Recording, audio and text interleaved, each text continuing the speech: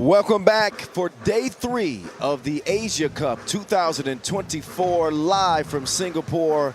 Kyle Montgomery, aka the voice of 3x3, alongside the czar, Angelo Sakarakis, rocking with us. We got 2 days of qualifying draw action in the books. Now those 43 teams that we initially started with are down to 24 as we enter the main draw. Top 2 from each group advance to the quarterfinals. We'll get 2 days of main draw pool play right here from the OCBC Square at the Singapore Sports Hub. The fans are starting to file in. They are battling the hot and humid temperatures to start the day here. And we'll get more into all of what you can expect on this 3rd day of play. First, though, why don't we take a trip down memory lane and get you reacquainted with the rules of 3x3. You never know who's watching.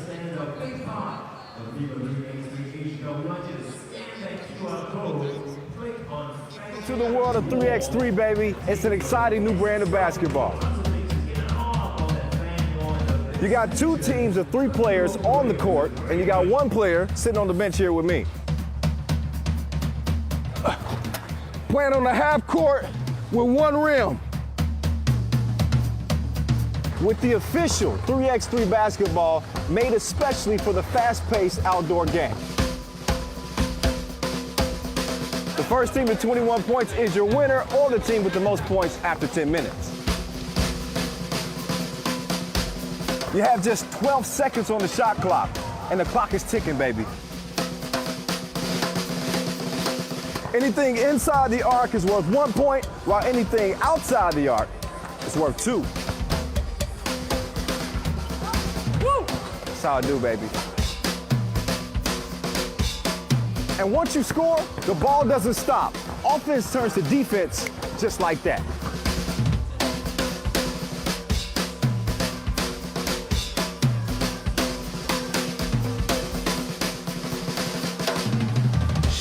It's a 10-minute sprint.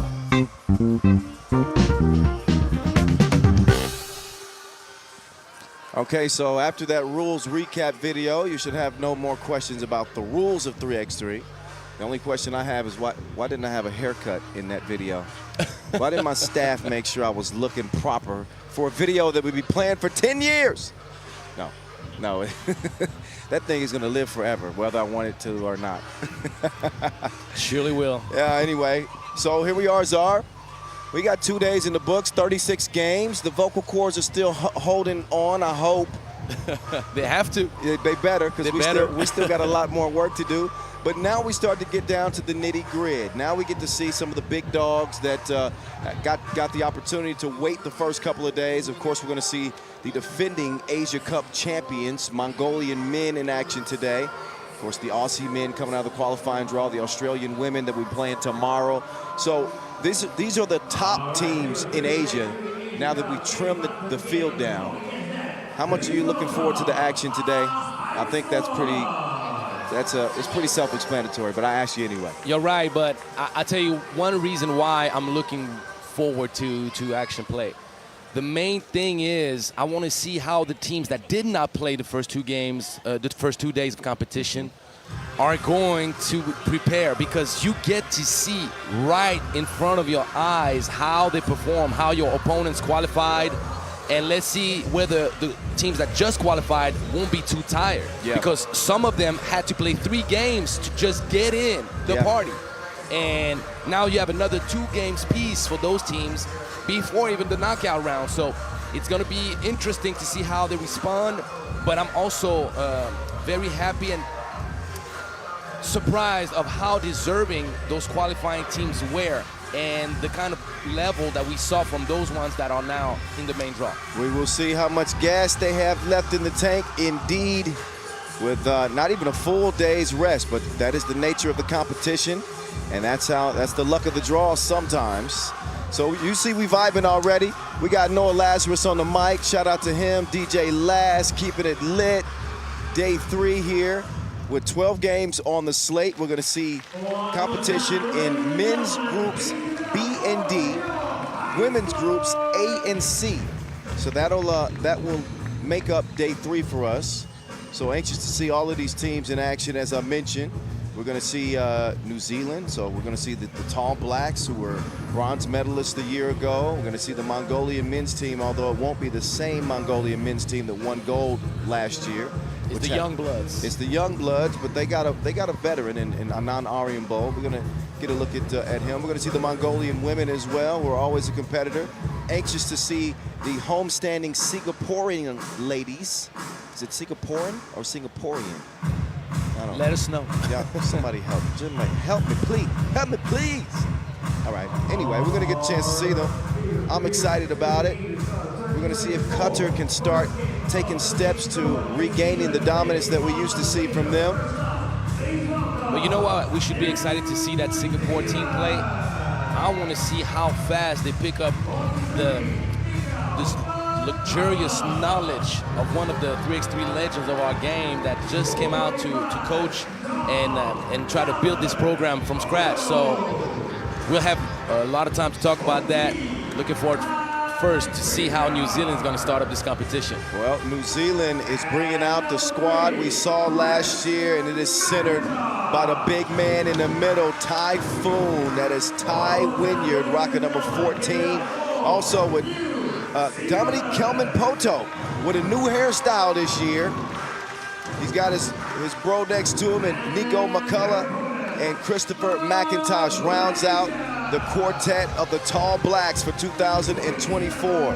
Silver medalist in 2022, and bronze medalist in 2023. They are decorated. They look strong. They've got chemistry. They are one of the favorites in the men's competition. We'll see how they fare against a Malaysia team that we saw in the qualifying draw that looked great. They look good. They look really good in that 21-9 beatdown against India to wrap up their qualifying draw action. They're going to be put to the test here against the Tall Blacks because they got the experience, they got the size, and they're hungry this year. I'll tell you one thing, Kyle. If there is one game where you have an opposition of style, this is the game. You're going to have the muscle, the strength, the toughness of New Zealand that's going to try to beat them down close to the cup. But Malaysia showed it against India when they couldn't stop attacking Singh and making them struggle to guard them off those closeouts, trying to prevent them from building up speed and just moving around the ball. And that's why I'm very curious, because New Zealand needs to assert their presence very early without giving a chance for Malaysia to get some confidence from behind the arc. I think that for Malaysia, that the key is exactly what you said. It's going to be their ability to knock down shots from long range. You can see Ty Wynyard is already putting on the show here in warm-ups. Dealing with Wynyard is going to be a tall task for them. He's so big, he's so skilled, he's a veteran of the game, he's playing 3x3 for 10 years at least. You know, spent some time in Kentucky, so he's played basketball at a very, very high level. And I've talked to him before. He's very, very motivated. He wants a gold medal. They've had to battle with the Aussies for so long. Yeah. And, you know, silver's been fine. They've got a couple of those in their past, but never have won gold here at the Asia Cup, and that's exactly what they're setting their sights on this time. I can't get my eyes off of Kelman-Poto's hair. Oh, but I know what's that about. What is that? Well, it's the yin and the yang. He has the tough side, the greedy side, the one that just wants to dunk on people, so he press on the blue. But he has the soft touch to finish around the rim, so he press on the pink. That's what it is. Ah, thank you. I did not know that. Yeah, it's unique. I like it. I just hope that that hair coloring comes into his face from the sweat. Well, you got a first defensive possession that looks great, and right away. Kelman. I talk about Wynyard's ability and his size, but Kelman-Poto is an absolute monster. Oh, he's a I'm beast. telling you. He's so active down there on the block, strong. So we'll see. Just a little bit more mobile, but that's great because you need to have options when you have a roster in 3x3. Yeah, he's in better shape this year as well. I can tell from his physique. He's moving much quicker. Oh, this is trouble for Malaysia, man. I'm telling you, it's a tough matchup. The main thing is, how can you resist the tsunami the first 2 minutes and not pick up too many fouls that it sets you up for failure early? Wynyard's in. McCullough in his bag, trying to get it down to Wynyard. No choice but to foul. That's number 3 on Malaysia. And you see that they're finding it difficult to defend the interior.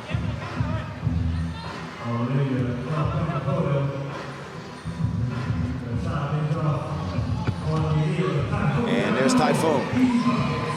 Yeah, it's going to be difficult, I'll tell you this. But we can talk about how impressive New Zealand was during the World Cup, where they were real close to upset some contenders for medals, particularly France. Yeah, they played well. It finished 10th at the 2022 edition of the World Cup. But they were that close to qualify into the knockout round. And we know how cutthroat the competition is. We got some paparazzis right now. We're not going to mention names. Rachel's trying to sneak photos of me. I always see. I got good peripherals. Well, you got ninja hands and ninja eyesight. Chung Hong, excuse me, who played outstanding for Team Malaysia in the qualifying draw. They're going to need his services. Clear. McIntosh, he misses it long. Kelvin Poto snags the board. McCullough, up fake. Where are you going? Where is that going? Out of bounds.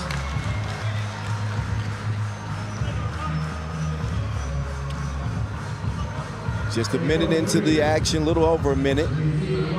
We see Malaysia pick up 3 quick fouls. New Zealand's only bucket, courtesy of Ty Wynyard. Jiajun, Chun Hong. No. That one out of bounds. Out of bounds. It looked like Wynyard touched that last.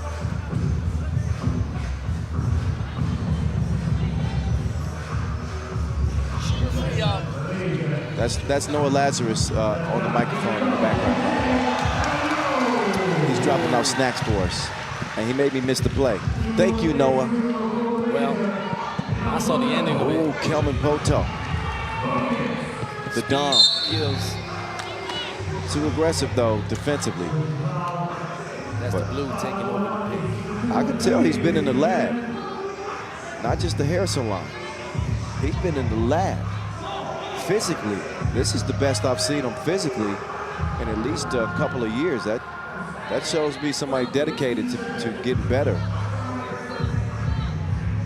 The main thing, Kyle, whenever it's about getting to that next level, what are the aspects you can improve? What do you have control over? There you go, building up speed and setting up an offensive board. Unfortunately for Malaysia. Every shot attempt is so difficult. Oh, yeah. But it's early, though, Kyle. It's early. That's true. Oh, there's Hong. Chun Hong showing that touch, scoring it over Typhoon. And an offensive foul will give it back over to Malaysia in a 2-2 game. Can New Zealand sustain the aggressiveness defensively? Right now, they maintain their ability to prevent Malaysia from taking open 2-point shots. And that's been successful so far, but can you stay strong all game long knowing you got those muscles to move around all for 10 minutes? Well, not just that, Malaysia's played every game, every day that we've been here. They played day 1, they played day 2 of qualifying draw. Only one game yesterday, but here they are, 3 consecutive days, and they're going up against a team that's obviously fresh and motivated. You still got to go through your preparation routine when you got a game. Even though it's only one, you got to warm up, you're waking up early. It's not like you're resting. Yeah. Chun Hong down low. And Malaysia makes sure to show they were main draw worthy early in this game. They're scrappy, they're fighting back. I like the effort we're seeing from them. That's what they want. That's what they look for. Good execution, the back screen, Kyle, to get an open look. You may not knock them down, but at least you have a higher probability of making those shots. They're uncontested. Well, I'm starting to see, it's probably a combination of the heat, because it's hot today. But New Zealand looks a little gassed even at the moment. Are you saying it's hot because you see me sweat without even moving? Oh, yeah. We were spoiled the first 2 days. I was talking about how nice the weather had been. You jinxed it, Kyle. Oh, I did. The weather saved us best for the main draw. Oh, Xian Fu.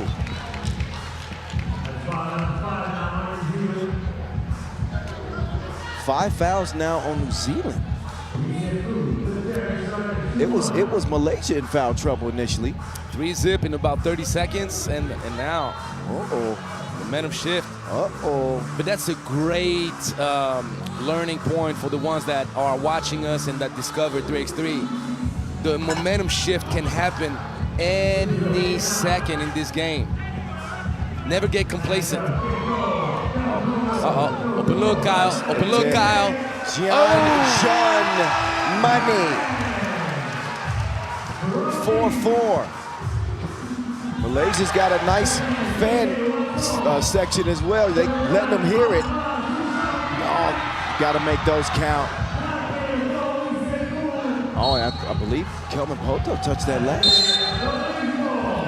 It's a tough look, but can't spoil dessert that way. You never know how many open looks you're going to get in the cup against New Zealand, so you better make sure you maximize those opportunities. Malaysia is playing with some toughness.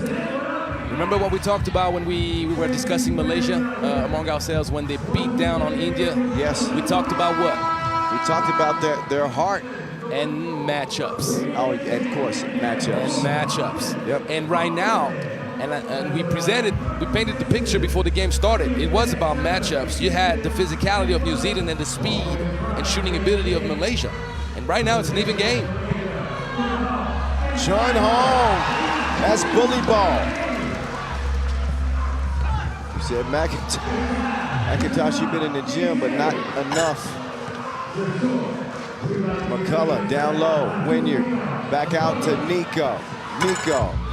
Not that time. McCullough getting locked up, comes free, finds McIntosh wide open. He does not connect. Wynyard, though, cleans up the mess.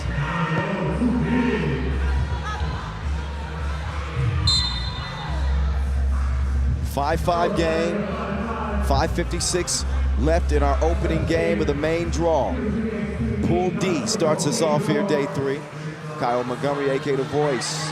Angelo Tsakarakis, a.k.a. The Czar. You said it so perfect, I don't know how to feel. We're here with you. I don't know how to feel right now. Good job, Every Kyle. once in a while, I get it right. Good job, man. I've been practicing, all right? Meantime, New Zealand, we got off to a little bit of a stronger start. Not that they've been scoring a bunch, but they got Malaysia in foul trouble. Malaysia has not committed another foul since the first minute and a half of this contest. McCullough will miss. Meantime, New Zealand has 6 fouls. Open like a double click. Connection. Malaysia in front 7-5. Xian Fu acting a fool. I tell you what I love about this play. They literally play tip basketball.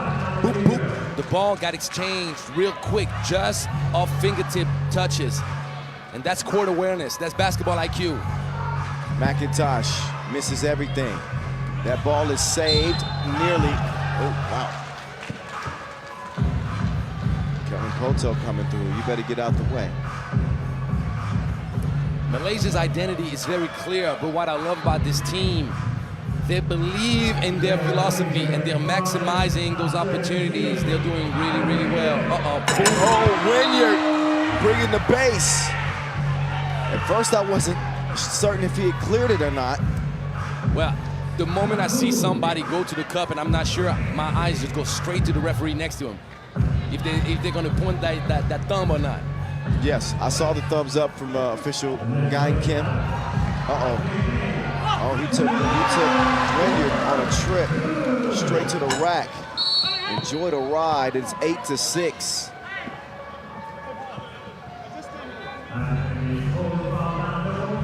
Malaysia playing with great confidence and putting New Zealand to the test.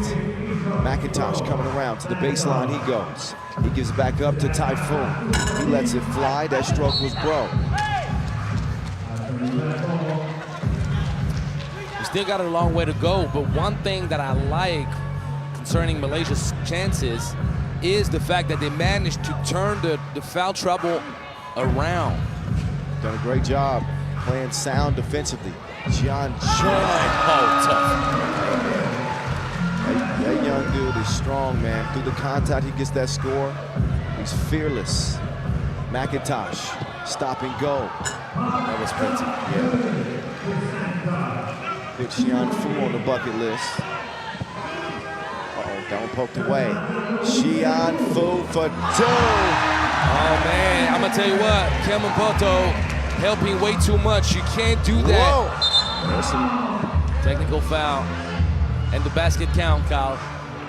Oh, there's some roadkill.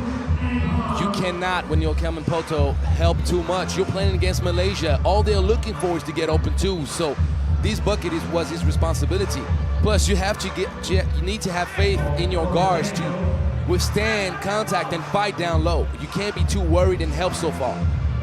Okay, I can dig that. That was a flopping technical call.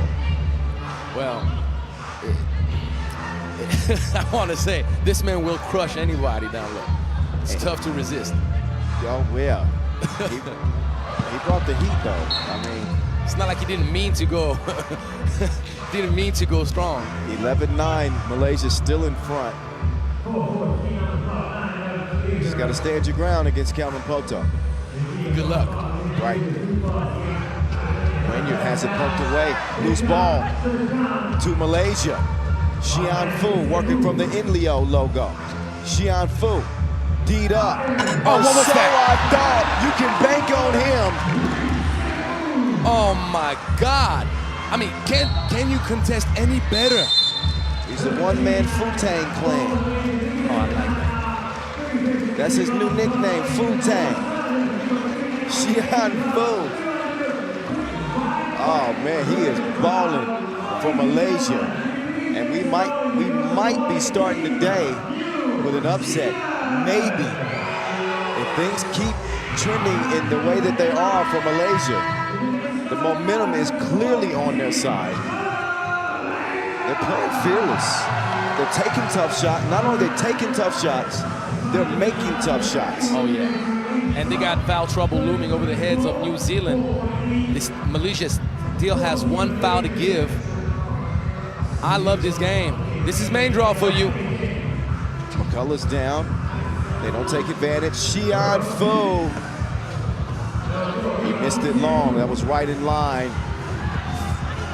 Xian Fu got the big rebound. 4-point game. It remains.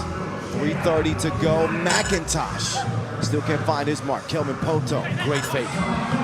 Great fake to make the defender jump. Drew the contact. Chun Hong. He's too long that time. McCullough. He'll clear it. Kelvin Poto is held up by a foul. That's number 5 on Malaysia. And a warning. A warning for Malaysia from official Devlin. Yeah, Ting Chung Hong a bit frustrated with the call, but it was the right call. You can't be hugging it out like you want to have a slow dance. Kelvin Poto. He's bumping and grinding like a slow jam. Right now, he's getting some rest as we get back to it. Wynyard. And now you can't touch him no more. Yep, well, because obviously because of the 6th foul. You don't want that 7th to put you in a penalty, but the same could be said for New Zealand. They also have 6. Which team is going to be able to force that whistle to be blown? McIntosh, another good look and another miss. And another offensive rebound. McCullough, crossed him up. Didn't make the shot. But they're going to need McIntosh to knock down those open shots, man. He's missing like a fugitive.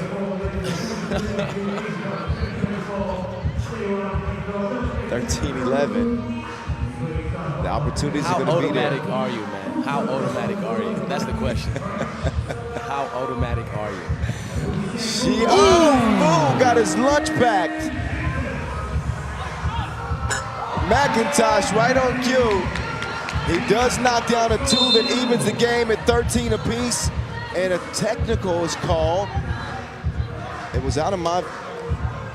Well, I would have to agree. I would have to agree with Malaysia, because the ball did fall on McIntosh's foot. You can't reproach Malaysia to not take that ball and control it, as McIntosh was in the way. Okay, my view was obstructed. I didn't see what happened to the right side of the court. 100% McIntosh touched that ball with his foot. 100%. So it's a tough call, but at the end of the day, you still got to make a decent attempt to get that ball. Then the technical foul would be against McIntosh and not you. I see. Shin Chang.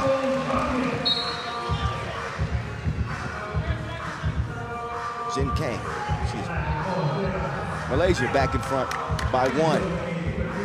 Faces some adversity.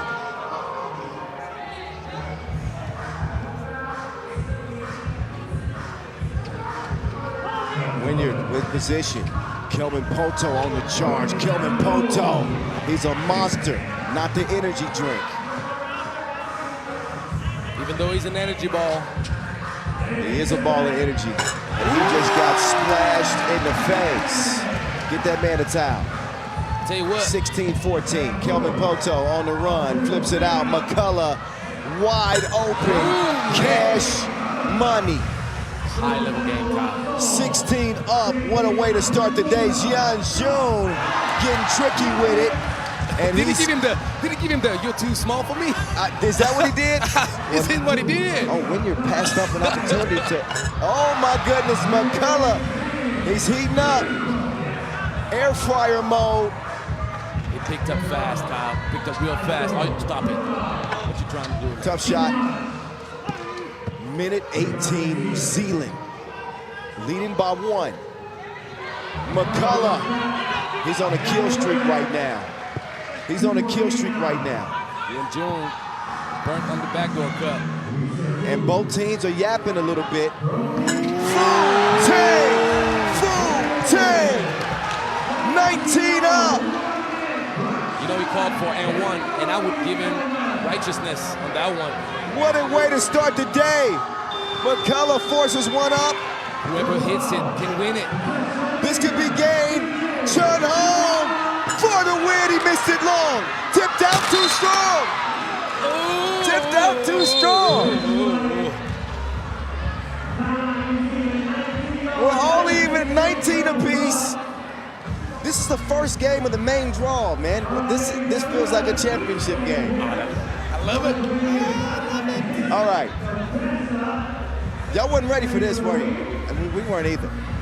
I mean, we wanted to kind of ease into the day, and it's a reminder of what 3x3 is about. It's just like a shot of espresso, double espresso. What a game to start the day. Here's our leading scorers of this one. Xian Fu is leading the way for Malaysia. We saw him just go on a tear. And I'm telling you again, because I'm a shooter and I protect shooters, Xiang Fu on his banker got fouled on the arms pretty convincingly by McCullough. They need to watch out. Here's McIntosh to McCullough. McCullough, up fake, drive, layup, missed. Back to New Zealand, stolen away. 25 seconds, he dials it up and missed it short. Xian Fu. McIntosh over to McCullough. Nico, shoot. Protect Rachel at all costs. Rachel, you got to be ready to shoot. You got to be ready to shoot. Rachel's just innocently recording videos here for TikTok, and they fire the ball at her head. It's a dangerous job. Costly turnover, though, Kyle. Costly turnover. Because he was wide open. Had he caught that ball, he would have had time to retie his shoes before taking that shot. Top of the key, McIntosh with a spoiled opportunity, couldn't grab a pass that was thrown straight out of bounds. And now Malaysia has another shot at it. You don't want to give them too many opportunities. That's true. But what a game. We've seen the momentum swing back and forth. We've seen more changes than puberty brings. With 15 seconds to play. Jianjun, Hezi, drive, defended well. McIntosh with 5 seconds to shoot, all even. Ty Wynyard, drop steps off the glass, no. We are going to overtime to start the day. Neither team handled, I think, their last offensive possessions very clean. They looked a little panicked. A little rushed, for sure. Uh-oh. We're going to OT now, so the first team to score 2 points in overtime wins. Doesn't mean you have to win it with a 2, but you got to score 2 points first, whether that be by 1 point scores or 2. I can't recall who got the ball to start regulation. I think it's Malaysia. Okay, so that means my memory that is means right. that New Zealand is going to start with the ball here in OT. Correct.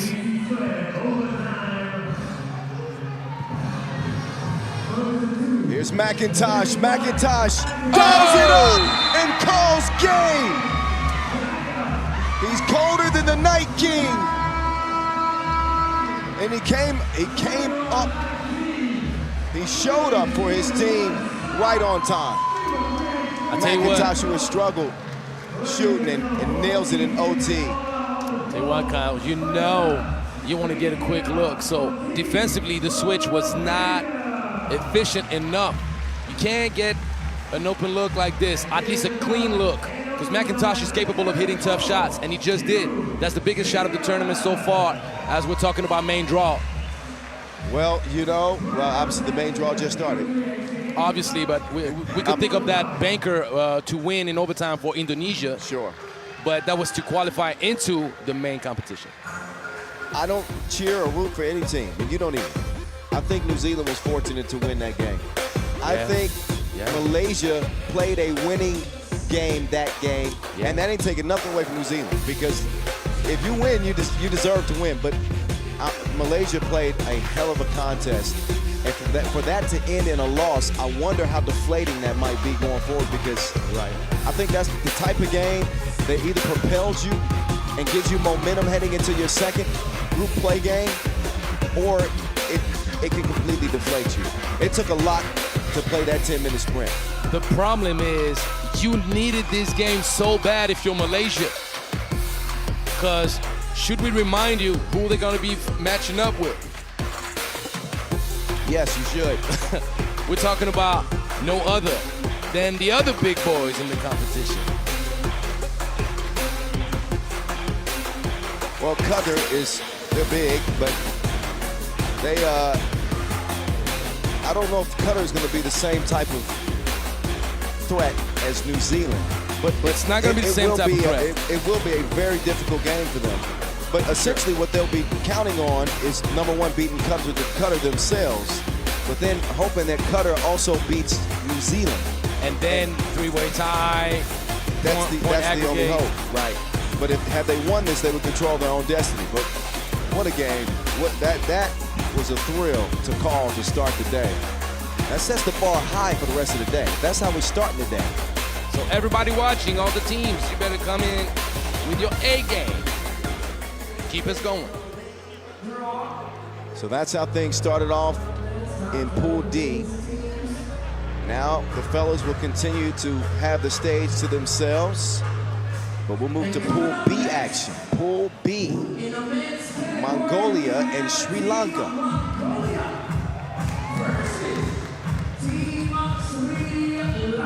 Here's the pool, Mongolia, Thailand, and Sri Lanka. Sri Lanka, the team to emerge from the qualifying draw, and they did it without a single loss. 3-0, Sri Lanka.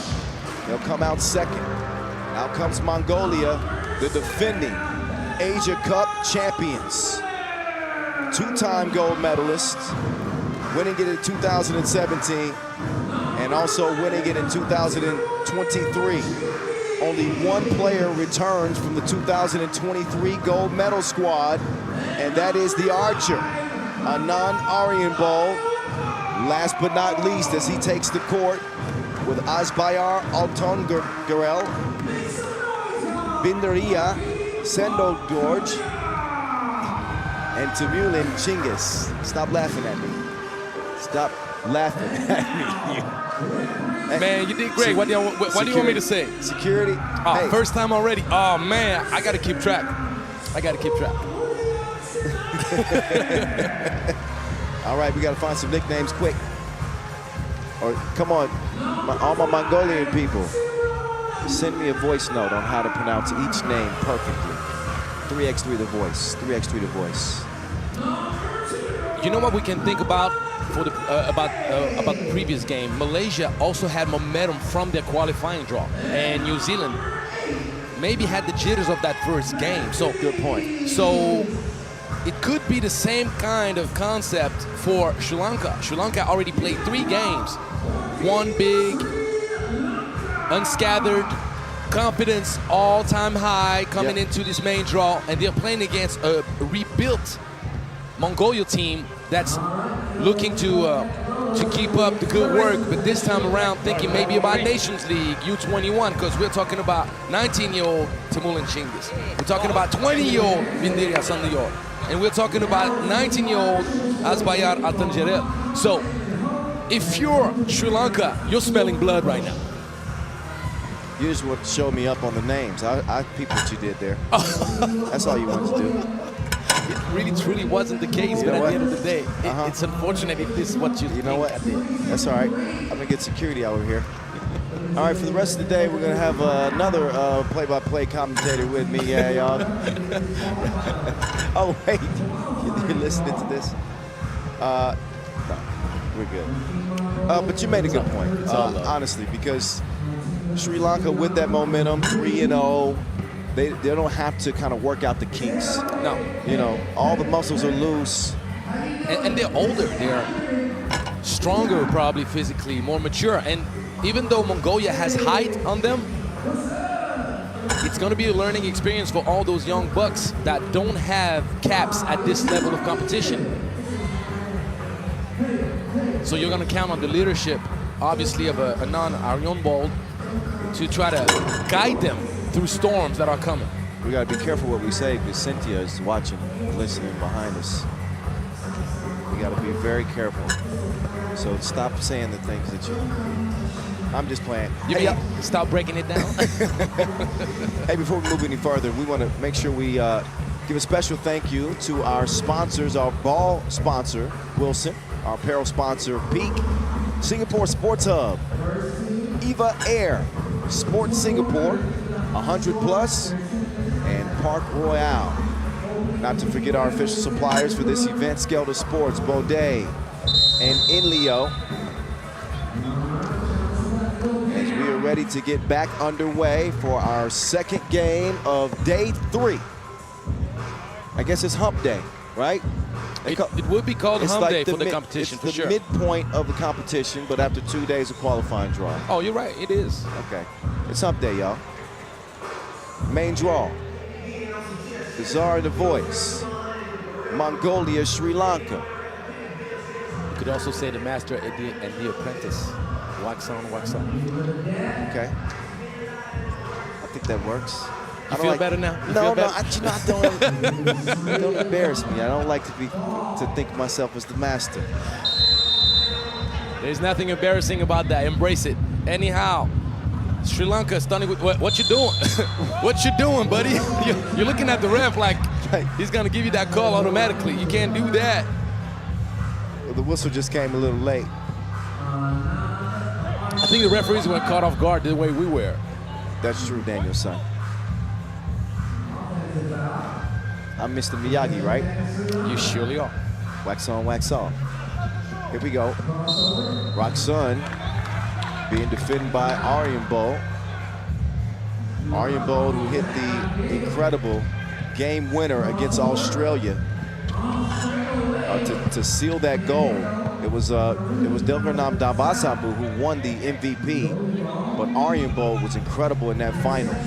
Got fouled, top of the key, hit the 2. Mongolia wins the gold, and now he's the alpha dog on this team.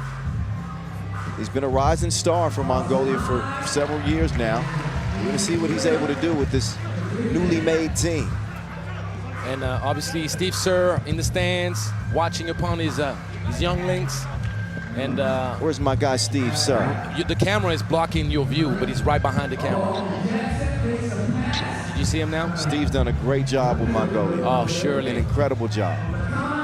And I Most made a definitely. point about Mongolia in the way that they play now compared to how they played 4 or 5 years ago before Steve came aboard. Oh, yeah. They were not much of an offensive team, but they've become more offensively efficient, and they certainly have extended their game beyond that 2-point arc.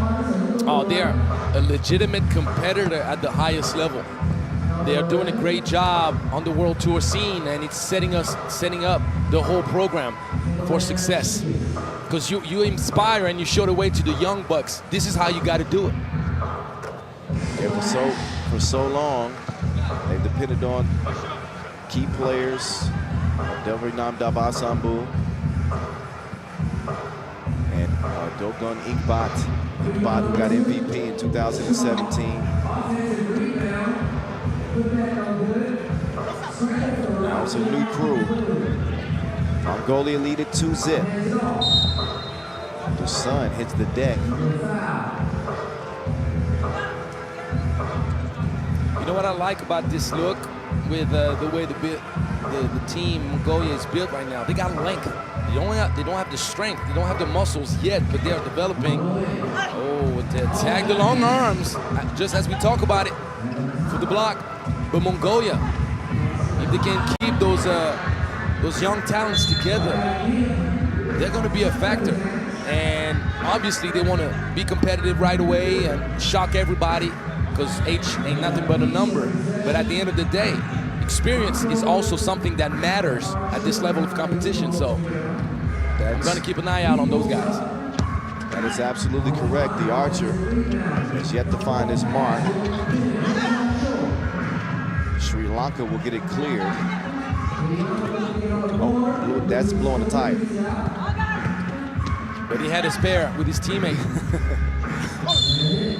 Foul on the inside.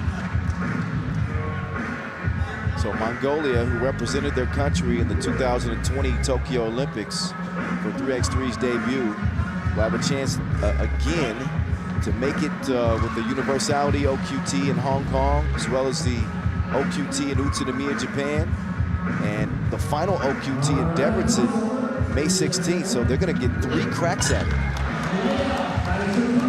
And it's deserved with everything they've done for 3x3 and how much they're involved in the sport for them to get a shot at it like that. Oh, sure. No, Mongolia has been a standard setter in terms of investing and growing the game of 3x3. And you want to talk about a country that loves the game and it's embraced the game. I don't think that you can find one better than Mongolia, a better example. Well, in this side of the world, you got to think of China, you got to think of Mongolia as like top dogs. And Yes. then you can think of Netherlands in Europe. Oh, yeah. I should have clarified and said That's in, why in Asia, because obviously there's been many European countries that have been dedicated for more than a decade. But for Mongolia, as one of the newer countries in that regard, Right. they put a lot into growing the game, and we've seen more and more events and higher level events, now come to the country as a result. And then obviously being one of the 8 countries named it as an Olympic team, I mean, that speaks for itself. That's a huge honor. And that shows you also how the investment was rewarded, because it's not, you can't even describe it as a dogfight to get those Olympics. It's like straight up war. so difficult. So many candidates and so many qualitative candidates. Talking about elite teams that just fight it out, and so many people will end up heartbroken not being able to get in.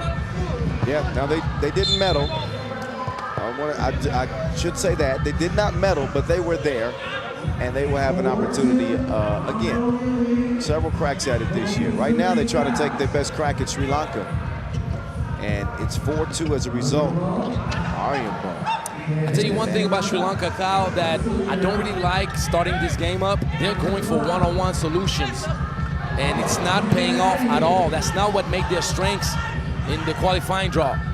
They were sharing the wealth, moving the ball around, and attacking off closeouts. Right now, they're starting off with the one-on-one play, and it's just difficult because Mongolia is lengthy.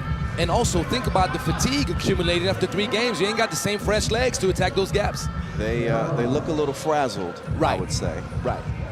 There's Tamulin. No. See, one-on-one once again.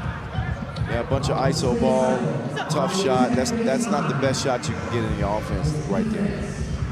But and it's not about saying you can't be an ISO influenced team. They just were made to play double. Right. And 2 goes down for Chinggis. But to me, the one-on-one needs to happen after some kind of collaboration because you want to put the defense on its heels. If you're starting up with the one-on-one, the defense is ready, and we're playing 3x3. It's more physical, so it's not going to go. You're not going to just drive by somebody unscathed, and that's something to take into account. Simran, quick move. He is a ballerina. Working real hard for his bucket. You get it, ballerina, with the spin. The spin and the grace. That was beautiful. Right now.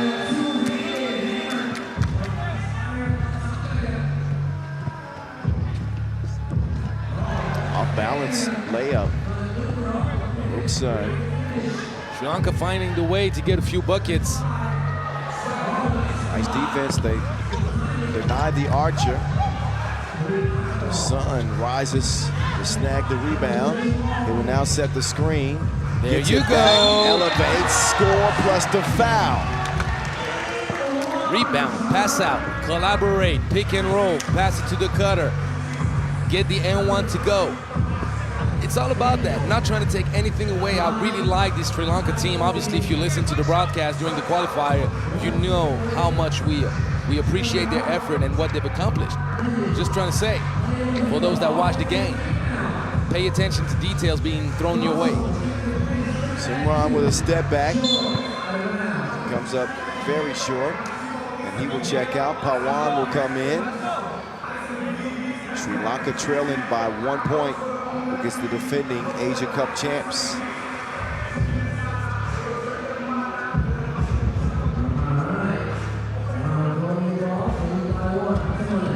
Whipped up top. That is a wide open look. Nothing but you know what. Nice stroke there from Sandajo.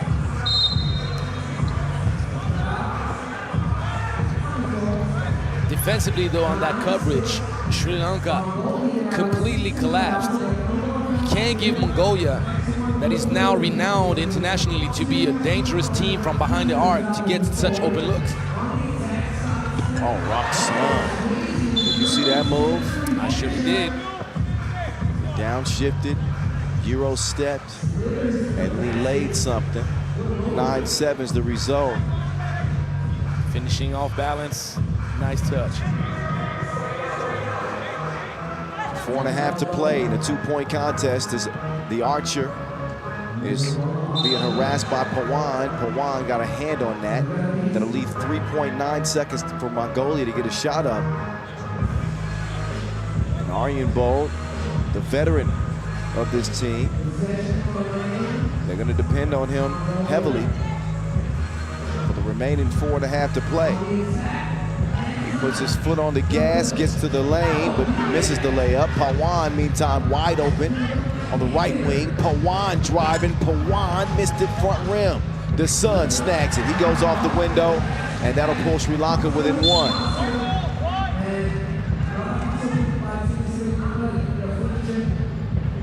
Even matchup so far. We see the game could go either way. The main thing is Sri Lanka need to create a gap. Hey, Archer still not exactly finding the stroke. And then he got put on the bucket list. Sri Lanka got a lot of supporters in the stands. We've seen that through qualifying draw. You got a lot of people out here excited about this team, as they should be. Yeah, and you know what? That kind of serves as a fifth man, so to speak. To have that crowd section of your supporters showing you that energy, showing you that love, kind of helps you when you're building momentum. We saw it yesterday. When you're down, you got people encouraging you. They're not to be underestimated. They surely are not. They could make a lot of noise if they can come up with a win against Mongolia in their first game of main draw. That'd be a big shock. Even though Mongolia's team is much different than in years past. At the end of the day, you still got to do it. Well, anytime you beat the defending champions in anything, it's worth talking about. If they do it, right now it's all even. 9-9, anybody's game. Good execution, but no, you can't do that. See what had happened. What had happened was what happened? It had slipped when I was trying to Then my pinky. my pinky nail hit. Oh man. 9 up. Patent play right there to get an open look. Aryan ball. The Archers firing blanks. He's continuing to miss the looks that he's getting from top of the key. Rukshan forgot his luggage on that trip. Mishandles the ball. And Mongolia, they're getting good looks. Eventually, it's going to fall. Oh, cross. A non-Aryan bowl, the Archer. Let me see the replay. Oh, real James Harden-ish right there. Man, this cross left him cross-eyed. Which way did he go? Well, He'll not the never right know. way. Not the right one. Rukshan, oh, runner. Soft touch off the glass. Uh-oh, Pawan.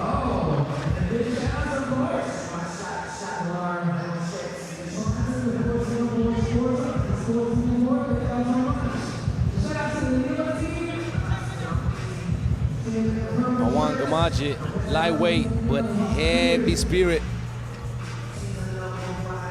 10-10, another close game.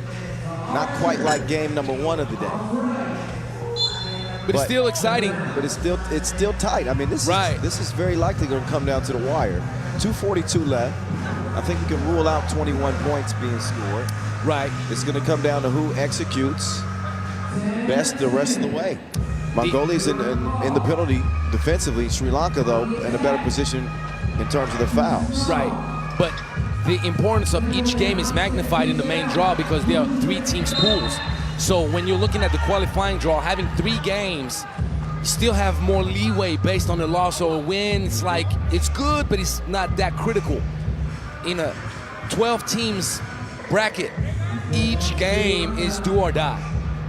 This is a fact. Top 2 from each group advance to the quarterfinals. 4 groups comprised of 3 teams. So it's going to be 1 team out each time, in each group, I should say.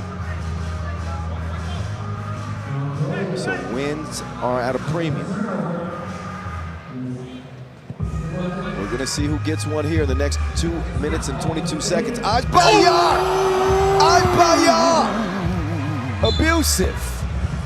He didn't body him, but was that Pawan?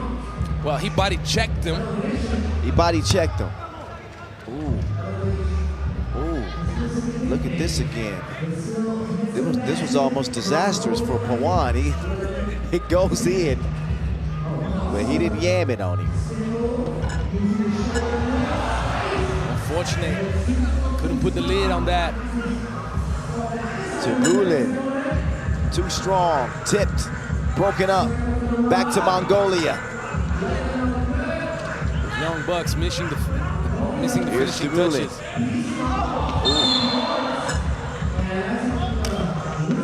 Well, now I'm going to be prepared for Asbayar to potentially yam on somebody. I didn't know he had that in him.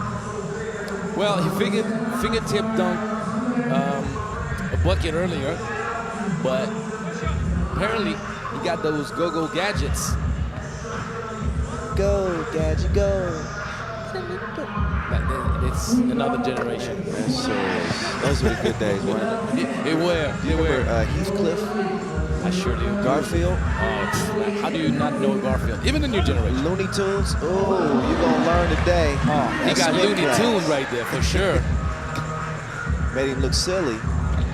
Arianbo, fouled from behind. He got spun around like the Tasmanian devil. He spun him around like a judge on The Voice. Oh man, we're starting off the year pretty good. I think we're inspired by the energy that was brought in the first game. Oh man, always. If you can't be inspired, watch a 3x3. There's something wrong with you. Arianbo. Oh, bang. You gotta finish that. Doesn't get the shot to go, but he does go to the free throw line to shoot one. That is the 6th foul on Sri Lanka. Mongolia with 7, as I mentioned, already in the penalty.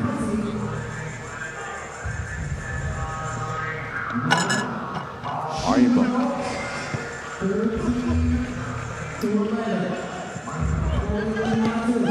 Rokshan out top. Simran, hand up. Cannot convert it. Tabulin whips it up top to the Archer. Arianbo. Oh, missed it. Beautiful move. It's only going to be a one-pointer if it falls.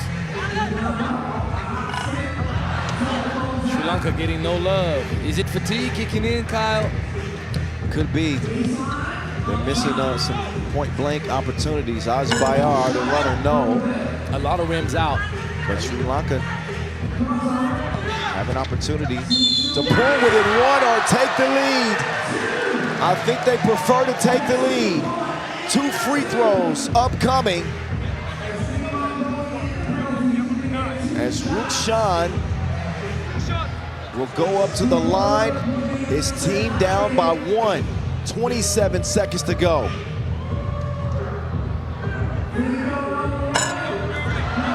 First of 2 is no good.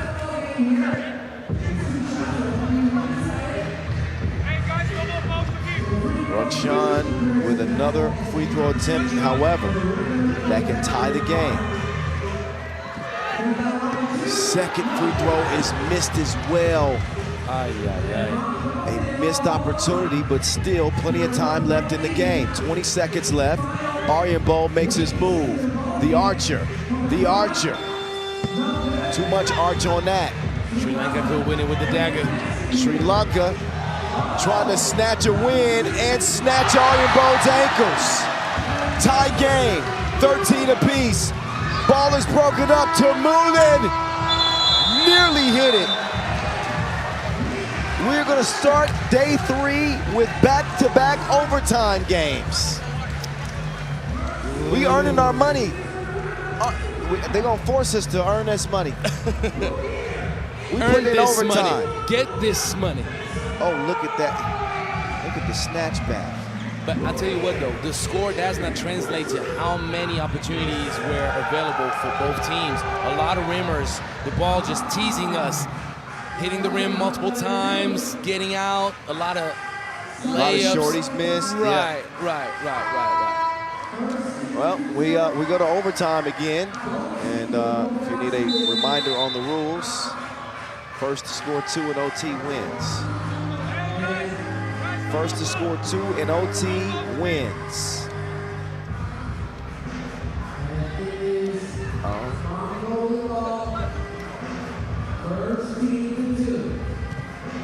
Here's the the Archer and Tumulin.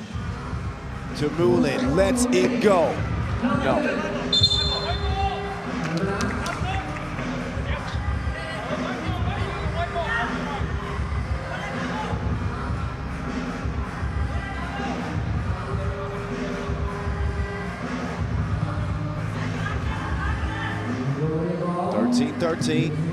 In OT, Mongolia with another chance to win. The Archer misses the mark again.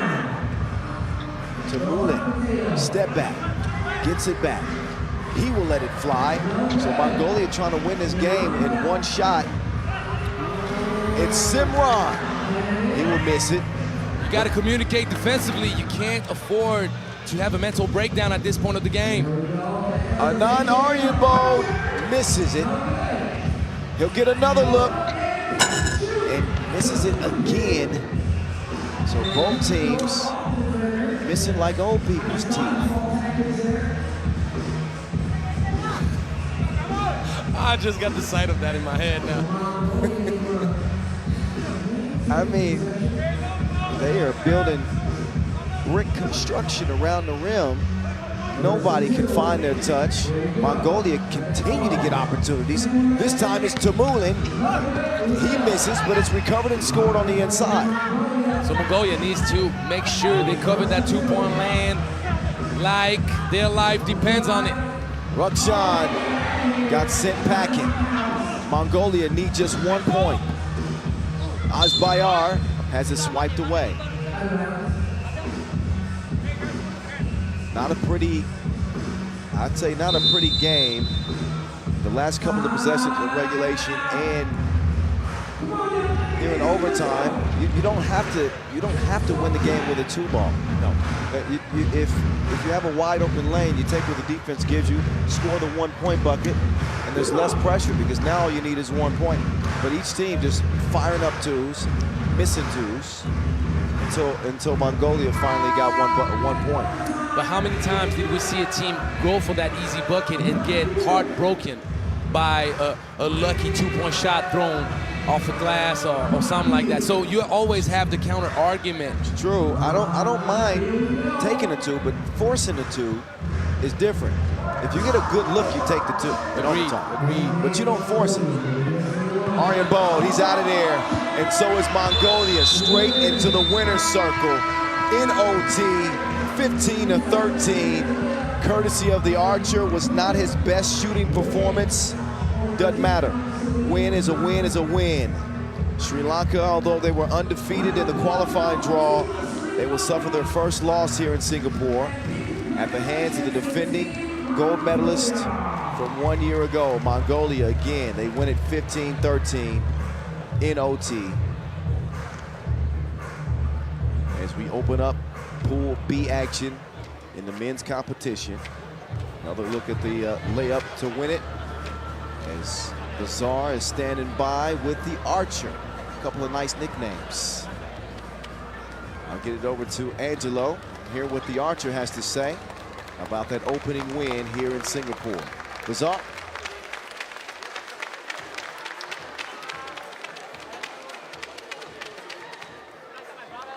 It's on you. Anand Aryabol, my man, what a way to start off the competition. Obviously, you always want to win, doesn't matter how.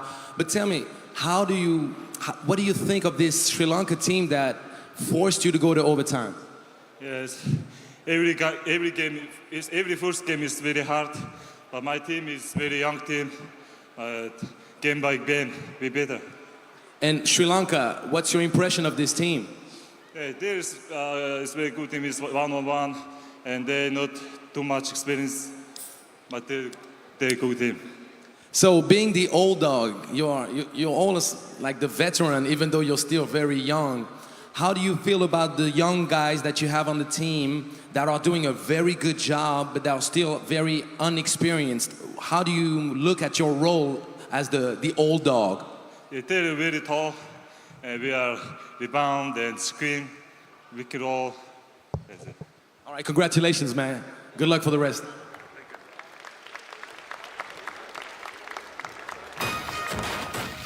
Yes, I guess you could say that he is the old dog at, what, 25 or 26 years old? Anand Arianbold, the archer, and he will be the key from Mongolia. As far as they will get in this tournament, we will find out. We got 2 games in the books, highlights for you. And not just that, more action to come as the ladies competition will take center stage. Coming up next, we have China and Chinese Taipei as women's Pool A action will get underway from here in Singapore. Enjoy the highlights. Meantime, we'll get set up for the ladies to take over the show.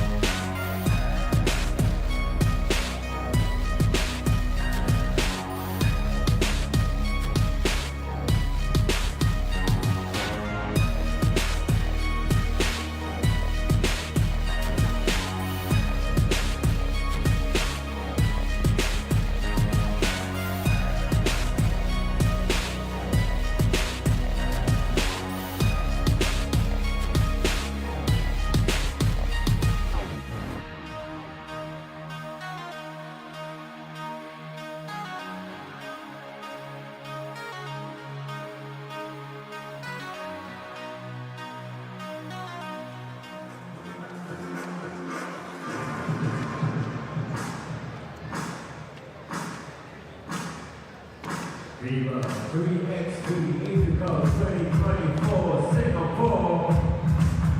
Up next, women's main draw. China against Chinese Taipei. First up, please welcome Team China. Player number 11, Ha Wen-si.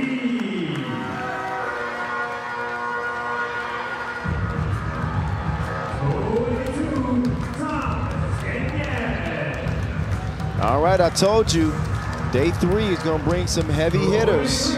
We've seen them in the men's competition, and now we're seeing them in the women's competition as well. Team China, bronze medal winners at the 2023 Asia Cup. Gold medal winners at the Asia Cup 2022. They have an esteemed history at this event. Another silver medal in 2018, a bronze in 2017, not to forget a World Cup gold medal in 2019 as well. So they have a storied history. They have been one of the most dominant Asian powers, Team China.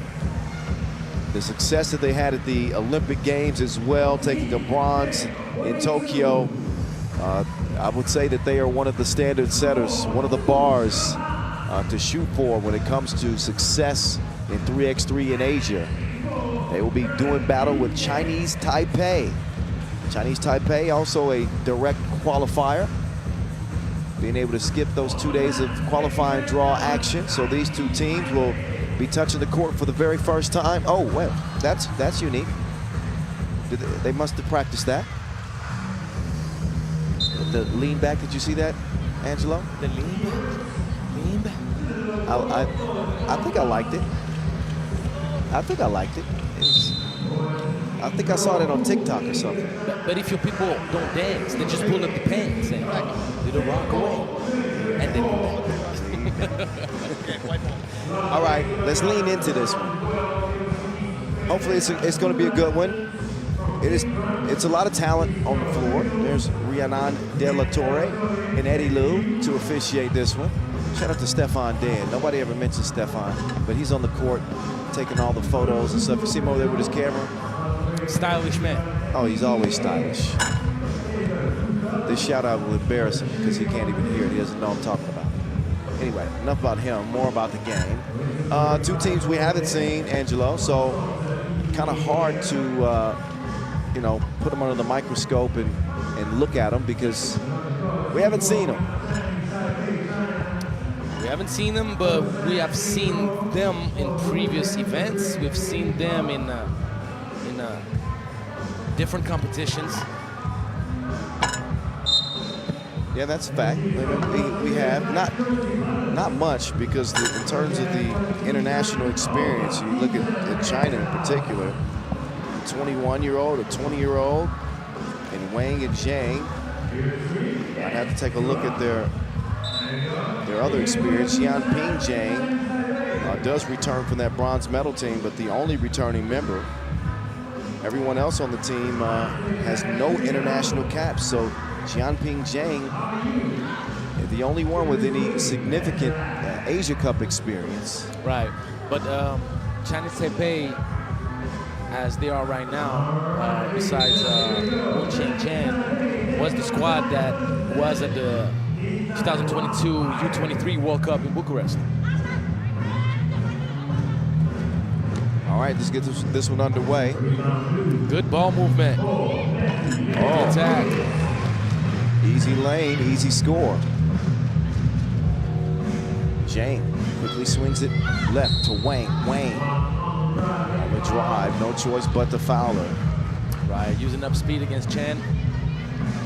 Favorable matchup for her on the outside. Wang gives it up.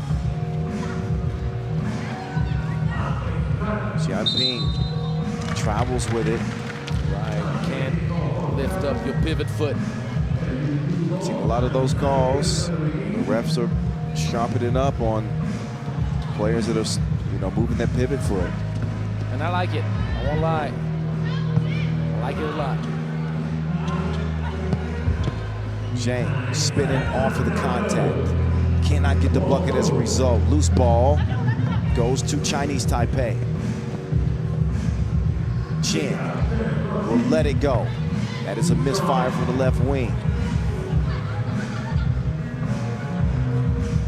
Here's Ha. Here's Ha. Oh, that ain't no laughing matter. She just made her do the splits.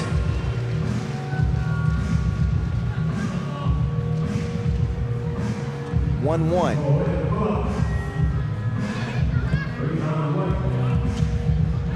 Nice seal position, but you have to make sure that that lob pass is softer than silk. Got to throw it up and soft.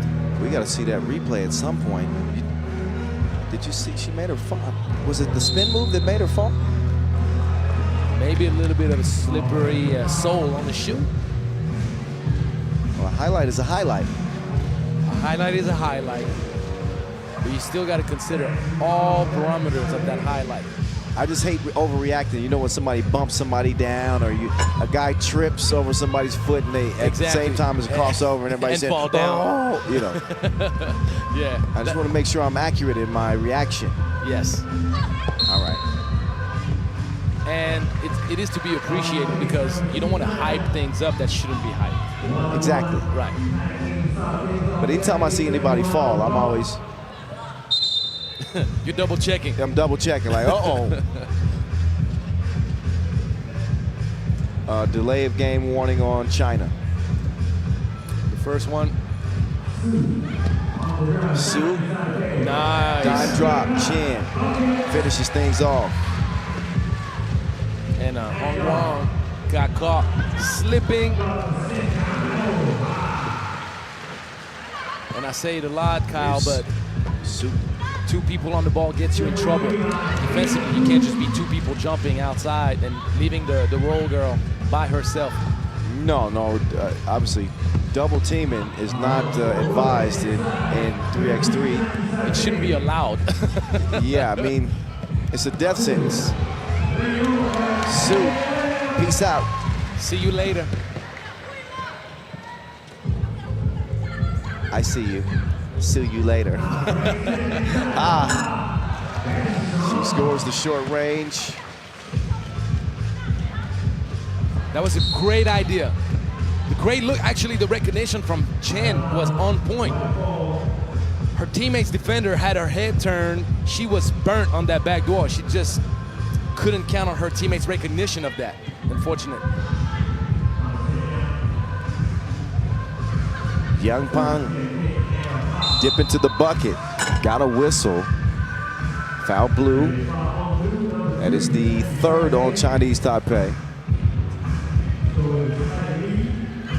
as Chinese Taipei lead China. Approaching the 7-minute mark, that 2 is launched. Off the miss. On come Chinese Taipei. They will attempt a 2 as well. Same result. It's a good look, though.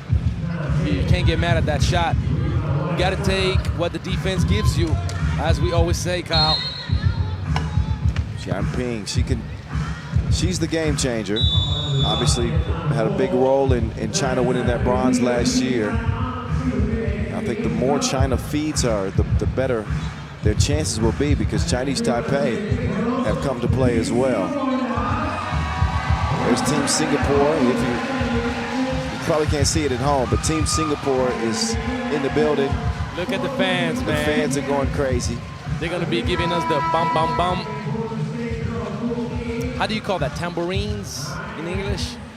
The things you shake? No, the things you hit on, like that does the boom, boom, boom. I don't know. The drums. The drums. Angelo. Yeah, but do you have different kind of drums? I don't know. I'm not a musician, man. Well, I'm just trying to learn the lexical, the words. Making sure I don't say something silly. No, I guess the big drums, the big one. Yes. You know what? You got me thinking about it now. Yeah, because I think it has a different name. The big one like this. I got to watch Drumline again. That's what I got to watch. I'm going to find it out for you. This is why you're the man. In French, we call it tambour. That's why I said tambourine, maybe. I don't think tambourine. I'm going to figure it out. Don't worry. 1 point contest still.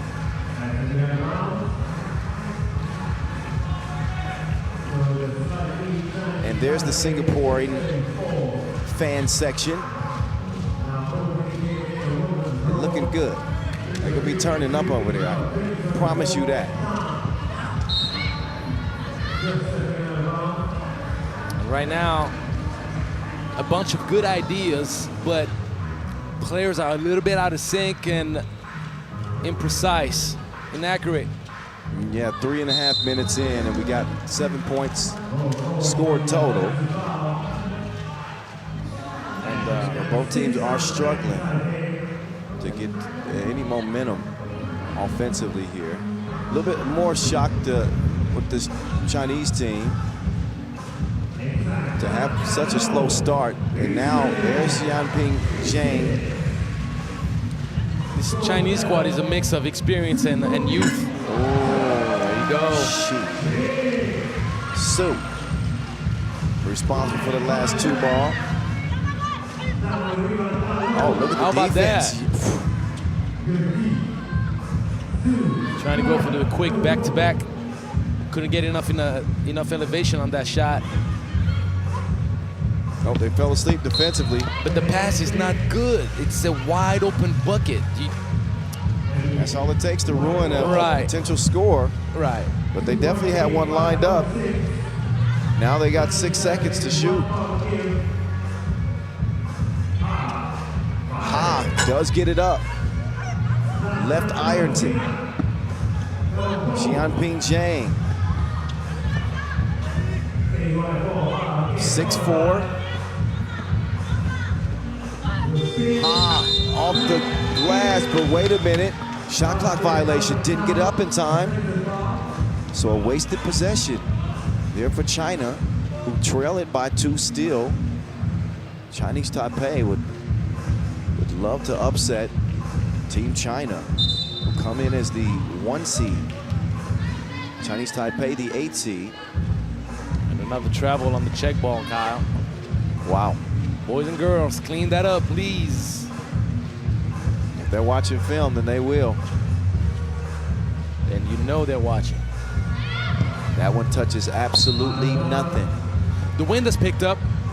That's true. And it's something to take into account whenever you take a shot. You got to adjust trajectory. Oh, that is swatted. Good defense on the interior. If we can get a little offense to go with the defense, that would be nice. Oh, foul. The foul wasn't called on the shot, I don't believe. I think that was a clean block. You're right. Foul after. That's the second on China. Chinese Taipei with 6 points and 6 fouls. Not exactly the balance that they had hoped for. There's some balance and finesse on the finish. Great pass. That's the softness, right on the spot, lead your teammate on, make sure the opponent cannot get the fingertips on the ball type pass. That's what we want. That's what we like. Put it on the money and makes it a 7-4 score as a result. Su down in the post office. Chang denied. Wang with the cross. Resets.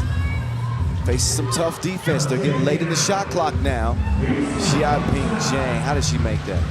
I was wondering, same That ball thing. hit the rim on the way up, didn't it? Plus, he went under her opponent's arm, like almost rubbing off armpits.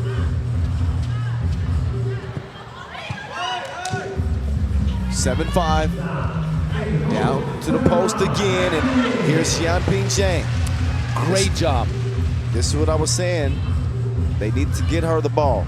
And great job because she was in the paint for about a second and a half, so she needed to get it off quick, or she would have been called for a violation. 1 point contest. Ooh, in and out. Misses the 2 from D. But she can do that too. Moving screen. Offensive foul, you saw it. An inadvertent shot to the face. His official Eddie Liu was all over it. Blows the whistle as we take a timeout on the floor. Chinese Taipei have played a pretty strong game, but China are beginning to wake up, and it's all behind the charge of Xiaoping Zhang. She scored their last 3 points. Almost had the 2-point shot to go to. Ball rimmed out. With cruelty. How does the rest of this one play out? I think Chinese Taipei had the momentum up to this point, but now it looks like it's starting to turn as China finally recognized what their biggest advantage is going to be, and that is Xiaoping Zhang. Obviously a much slower pace in this game.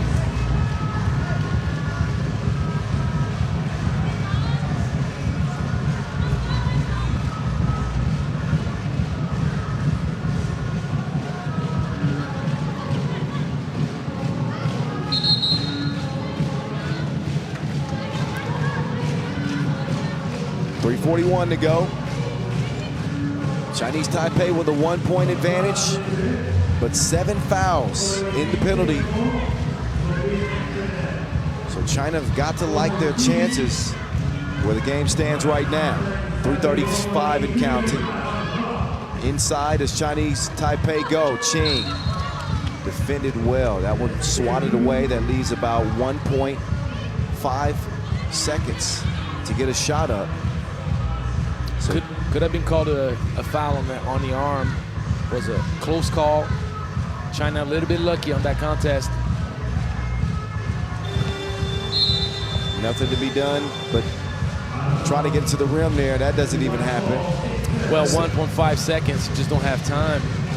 It's just tough, and the contest was perfect. Very close. Take a step back and heave it. Throw up a prayer. That one poked away. 6 on the shot clock. Deep 2. Off the iron, long rebound goes to Chinese Taipei. Chen puts her head down, attacks the rim, drops it off to Chen. Chen, too strong on that mid-range attempt. Zhang forces it down low. That ball's deflected and eventually stolen. And a push called on China. Done a good job defensively, so that's only their 4th foul. We are under 3 minutes to go and still separated by 1. Looks like Chinese Taipei won a timeout.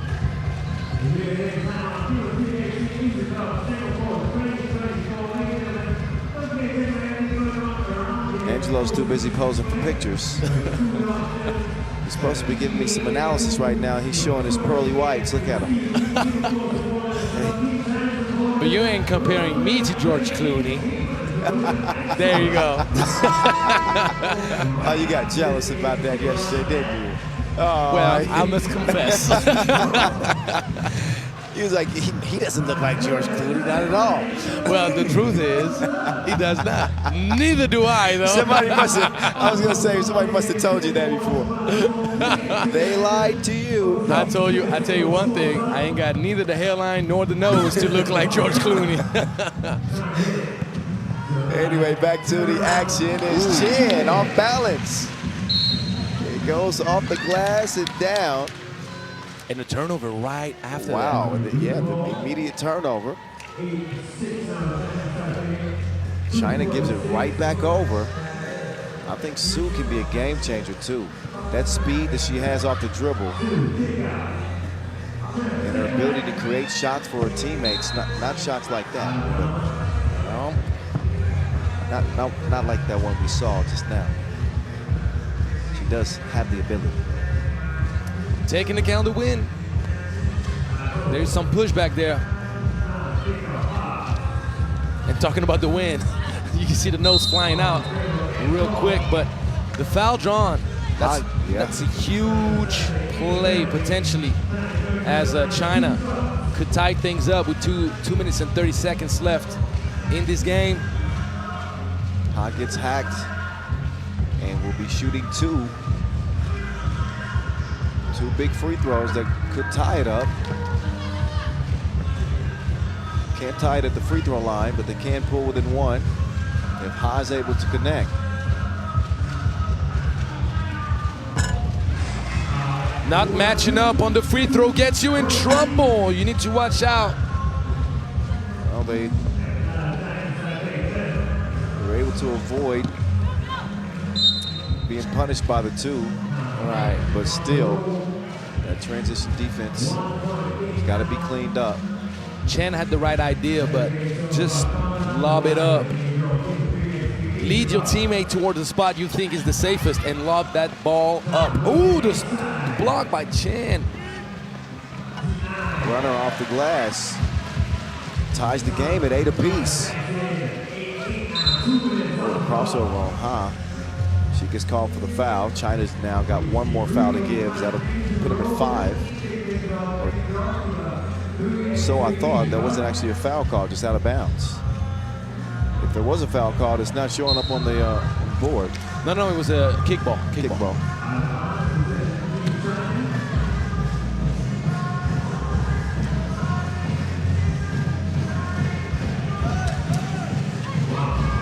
Eight up. But for how long? Minute 54. We've had 2 overtime games to this point. Our first women's game looks like it's going to come down to the wire as well. Whether or not it's going to be 3 straight overtimes, we'll find out. That is the 9th foul, however, for Chinese Taipei. 2 more free throws for China. A 10th defensive foul on Chinese Taipei would be 2 free throws for China and possession. So Chinese Taipei is not in an ideal position, to say the least. As long as China keeps missing free throws, though, they're alive. They avert crisis. Okay, 1 for 2. So they split another pair, and that's enough to give them a 1-point advantage. China, that is. Oh, what a fake from Chang. She faked her like CGI in a 9-9 contest. Chin.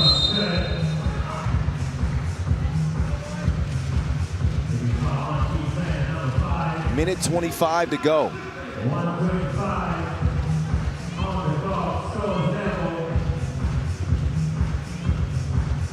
Can Su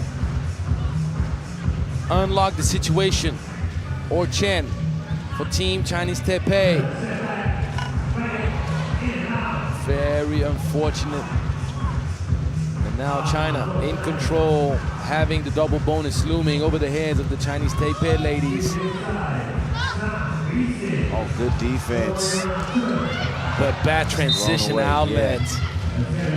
Oh, That's costly, Kyle. That's costly. You can't give China too many opportunities to build the gap up, because you're not going to have enough time after this to make up for that gap. 1 minute left. 9-9. 2 is off the mark. Xianping Zhang does get the rebound and has it poked away. Out of bounds. 11 seconds for China to operate here. China in the position of power as they can attack Chinese Taipei. Chinese Taipei don't have the benefit of being able to foul without giving up 2 free throws. And in this case, 2 free throws and possession. So they got to play defense with kid gloves, so to speak. Which is exactly what Chen did, Kyle. Enabling her team to recover possession, knowing she did not have an advantage with that matchup, but she moved her feet, she made the effort. And Chinese Taipei with a potential upset at hand. Su making a quick move. 2 in the corners, forced up. So a couple of bad possessions for Chinese Taipei.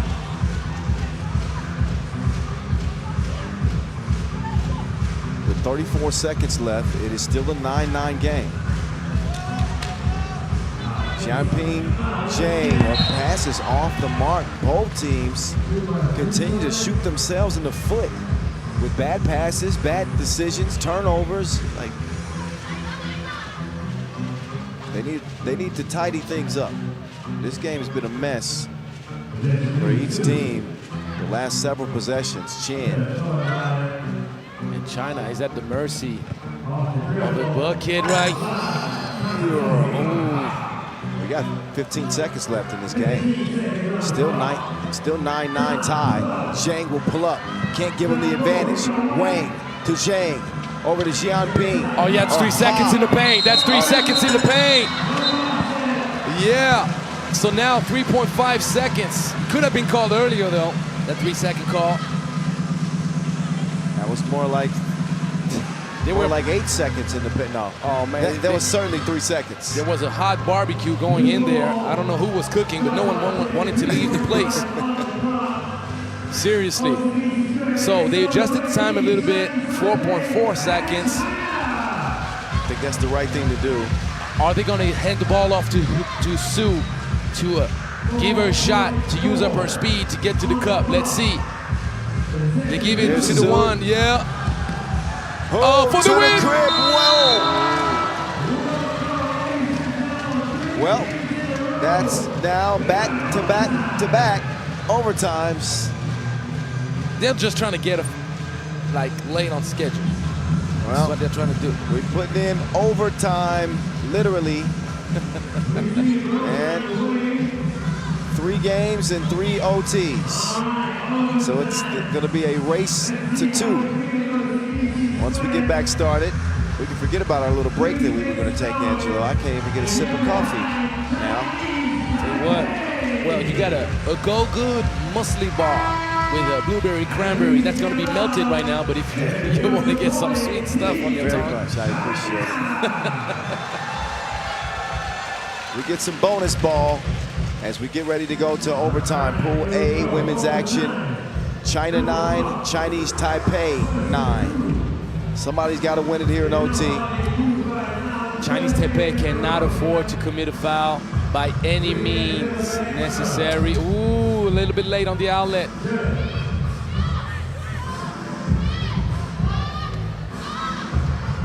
Nice fake from, no love. In and out. Zhang thinking about the 2 instead. Hezi drive, puts it up, take it back. Incredible stop. The composure, it's clean. Su changing direction. Su lost her footing. That 2 is on the way, just missed. Xianping Zhang will snag the rebound and clear it herself. Now, tell you what, Su is flexible because the slip she did.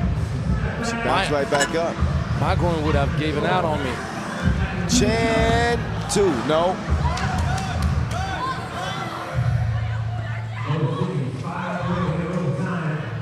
Xianping Zhang Another one just off the mark.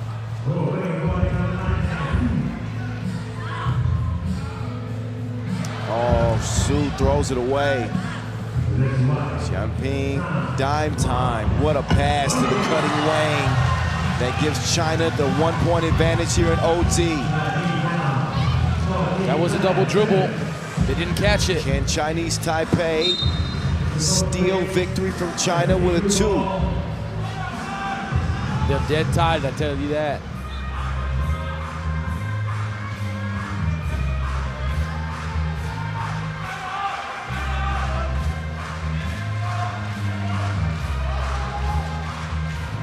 Here's Chinese Taipei, Su. Off the mark. China's in control. One more bucket to go. Ha! Missed the layup. Jump ball, that's going to be awarded to the defense. With Ha missing that point, Blake, that's the ball game right there. That's the ball game. So Chinese Taipei with another shot at it. This has not been a pretty game either way. But all that matters is getting the win. And at the moment, China looks like they're going to be the team to do it unless Chinese Taipei can pull out something from the magic bag. Ching, no. Out of bounds. White ball. These players are exhausted. Su checking out for Chinese Taipei. Ching is back in. Wang on the attack. Wang driving, gets it swatted. How many blocks that is for Chen now? 4? Blocking like Legos. That's how many blocks. And you know that's a lot. Blocks like New York City. All right, I'll stop. I was just throwing a few out there. Not a good shot, obviously. Chinese Taipei.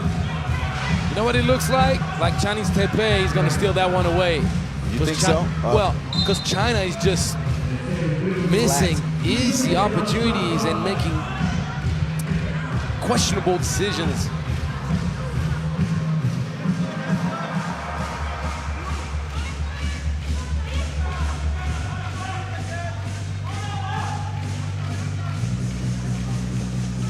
Here we go. Well, Chen completely lost sight of the 12-second shot clock right here. You need to look at it before you even try to take a dribble. 3 seconds, I thought she was going to throw up a prayer. But she went about it like she had the time to look for a dive or something like that. Well, China can't escape. A little bit of a mental lapse, it seems. Yep. She needs to shoot it. Oh, that's 3 seconds.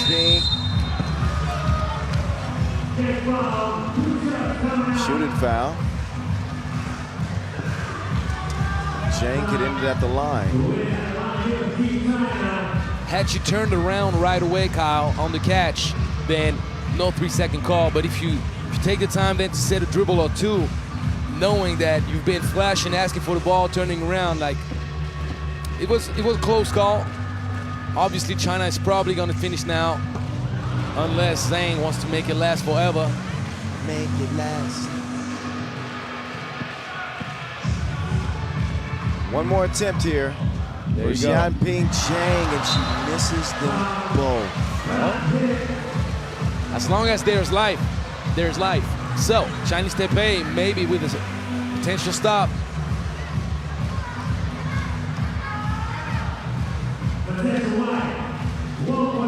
Everybody's getting a little antsy for the conclusion of this game. When will it ever end?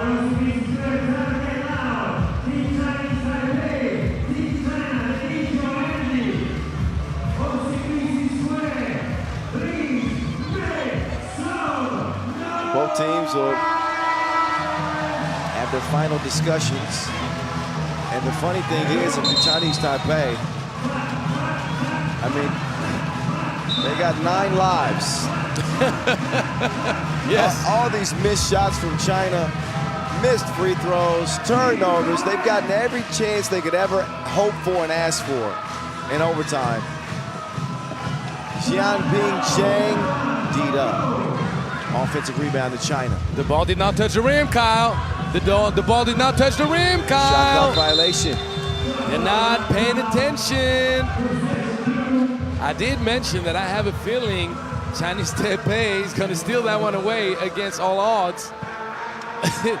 It's looking that way. Let's see. Oh. Two for the win. No. She gotta look though. You can't ask for more than that. Zhang. Oh. And another one. She's packed and ready for the trip.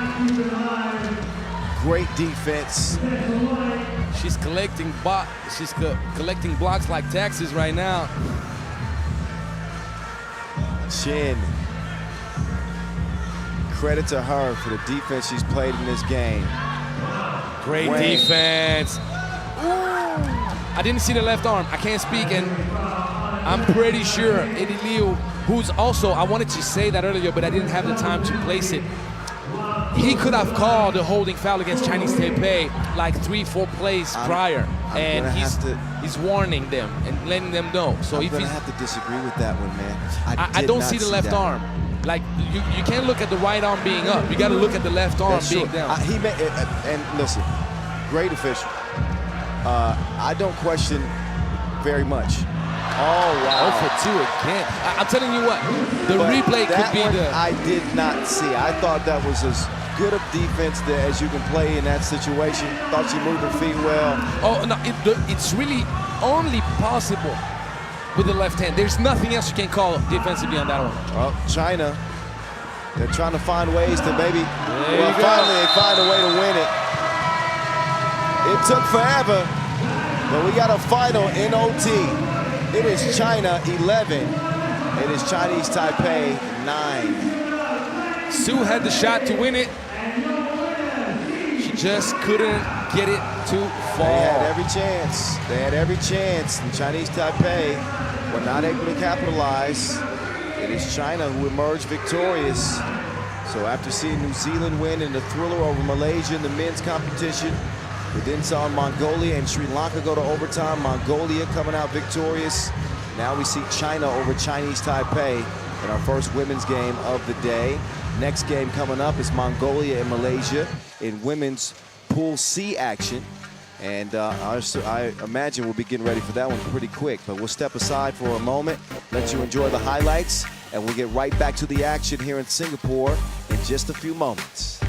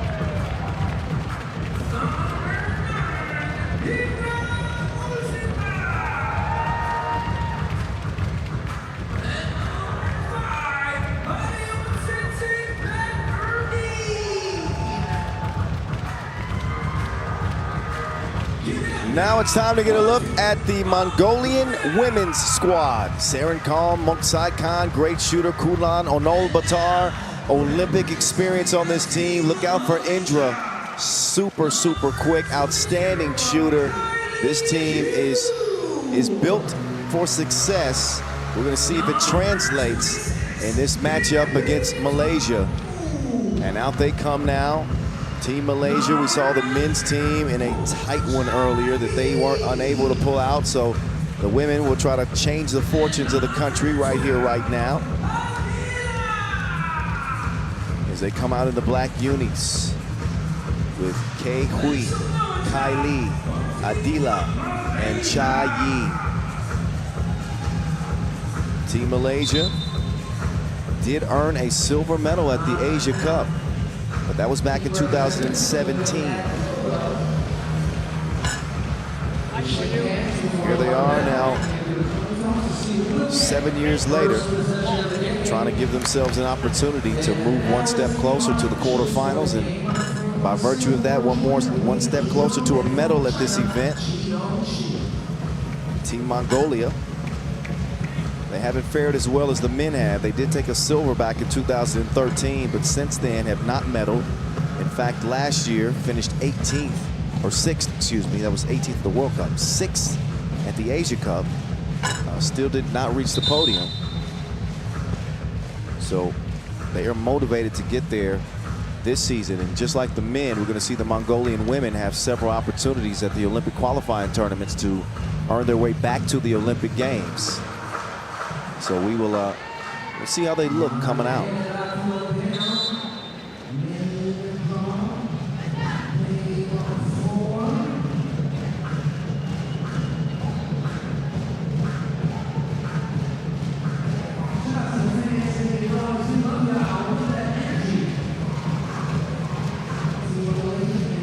So here we go.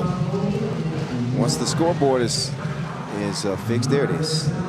10 minutes on the game clock. Pool C. The voice of the Tsar, Mongolia and Malaysia.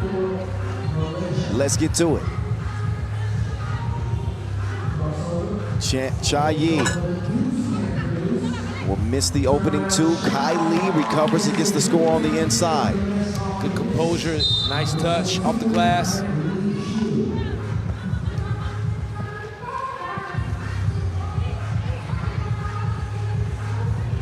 This Mongolia team built through their U23 program, Kyle. Girls that have competed already at the highest level in their age group have now a chance to try to find success on the elite level. Oh, Kulan runs into traffic. Yep, got hit in the jaw right here. She's gonna shake that off. As a substitution is made for Mongolia, Serenkon Moksaikan is in, but that shot does not go in. Well, Indra hits the deck. I'll always say this, Kyle, and that's a point of emphasis as we are always sharing knowledge and insight with the young ballers watching the games. When you want to try to finish with your right hand going left, you're gonna make it hard on yourself. Work on that left hand when you go left. That's a tough shot. Meantime, she's got her driver's license. Kulan getting to the crib. Cha Yi. Her layup goes begging. Rebound goes to the Mongolians. They'll quickly get it cleared. Kulan sets up Indra, but an offensive foul is Kulan a little bit too aggressive in establishing position. But watching her game progress over the years, Kulan Onolbatar, she's been one of the trailblazers for Mongolian women's 3x3 and an Olympian. So they finished 8th at that event in Tokyo, but she was there. Oh, yes. Oh, dime time.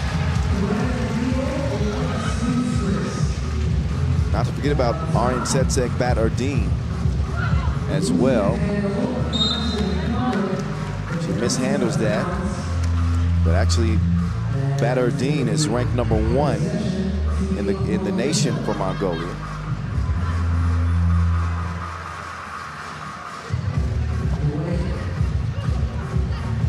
Yi setting up shop. She's so fast.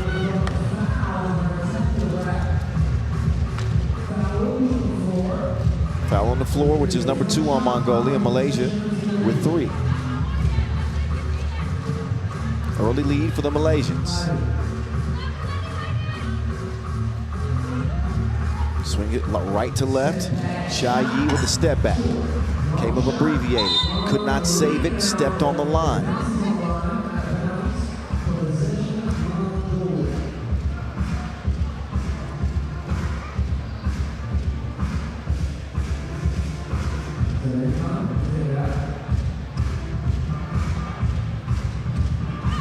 Calm will get it back. Makes the move. Chunks the deuces. Is hacked in the process. 2 free throws coming up for Serencom Mutsaikan.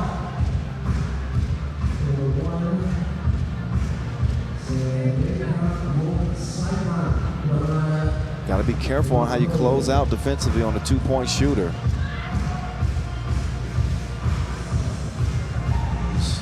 It's important to protect the landing space of the shooters. I don't want any sprained ankles and things like that out here.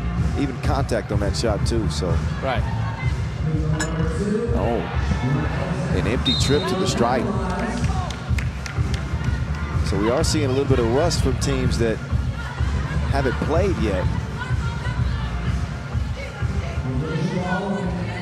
So the rest does their body good, but it doesn't do their chemistry or their momentum any good. Right.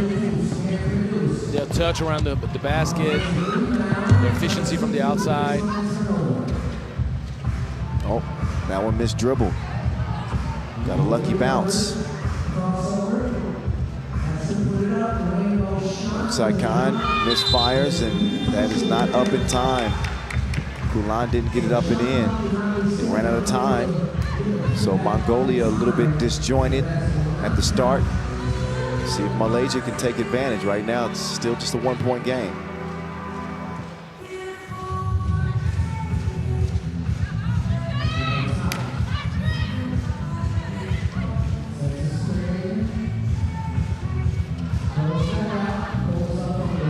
Two-piece, too strong. Would have been a big bucket right here.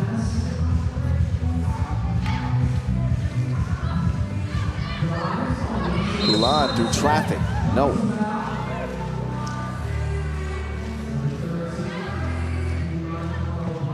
She was able to draw the whistle. Now Mongolia have got to find a way to start making it count at the free throw line. Missed their previous 2. Now it's up to Kulan. Shooting 1.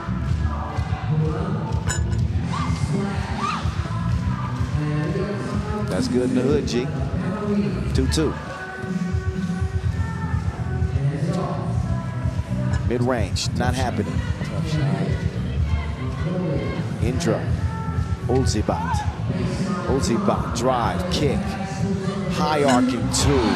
Get that out the bottom of the net. Aryan set. Bat RD. Finally finding something. Mongolia has had the hardest time handling the ball properly. There you go, good court awareness, but that's dropping the cake right there. You got to finish those situations. This is just focus and confidence combined. Well, all right. The assessment is going to be pretty obvious for everybody watching this game. Both teams have a truly hard time figuring it out early in this game. The main aspect is what is lacking from Mongolia so far. It's a team that we're used to see collaborate a lot among each other, screening, diving, faking, and trying to create open looks.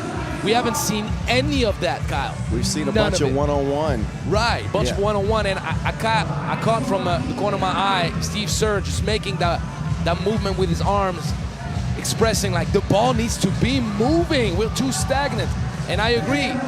I would say that Malaysia needs to, as they are built the same way that Mongolia, they need to try to get that ball moving. We're not seeing, there you go. That's a good timeout right now that they finally managed to provide us with what we're used to see from Mongolia. Aryan Setsek with that last bucket. Now we're starting to see the hustle here from Mongolia.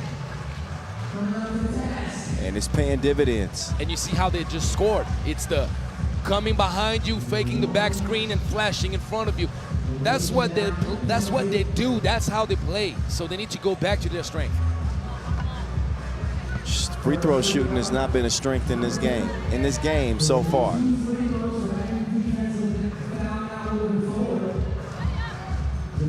Two free throws coming because Malaysia's picked up a 7th foul, and it didn't matter because they didn't make a single free.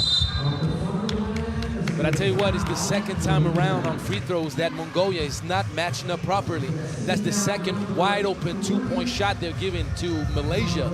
And at some point, we know Malaysia likes to hit those long range shots. Don't give them confidence if you're Mongolia. And if you're Malaysia, you gotta knock them down to give yourself a chance. There's the travel. So Mongolia is starting to shift the momentum some in this one as they lead by 3. 6:19 to play. Malaysia in all sorts of foul trouble. But Mongolia, this lead could be much bigger had they made even 50% of their free throws. I believe they're 1 of 6 from the free throw stripe. So the game a lot closer than it should be. Right. That's good news for Malaysia and potentially bad news for Mongolia. With 6:12 to play.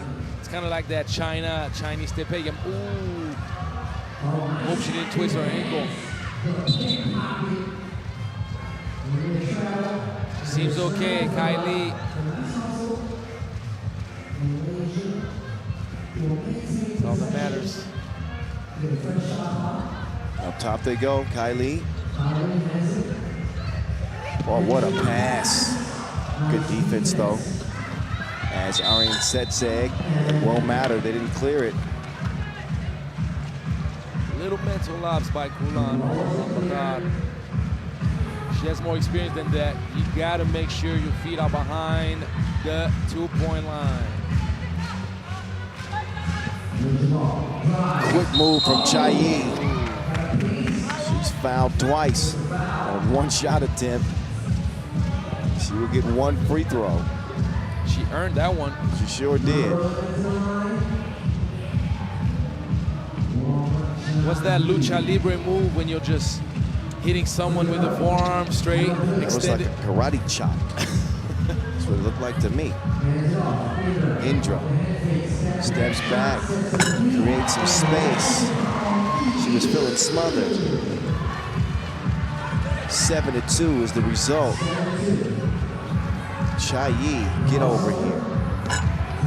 Doesn't knock down the shot. Nice crossover though. Sarah Kong making her move. Good pass. Little pocket pass attempt.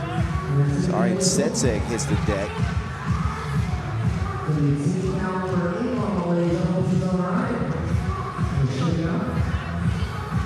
Kylie back in for Malaysia.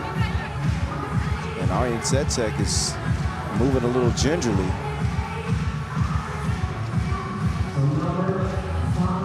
Back or a hip.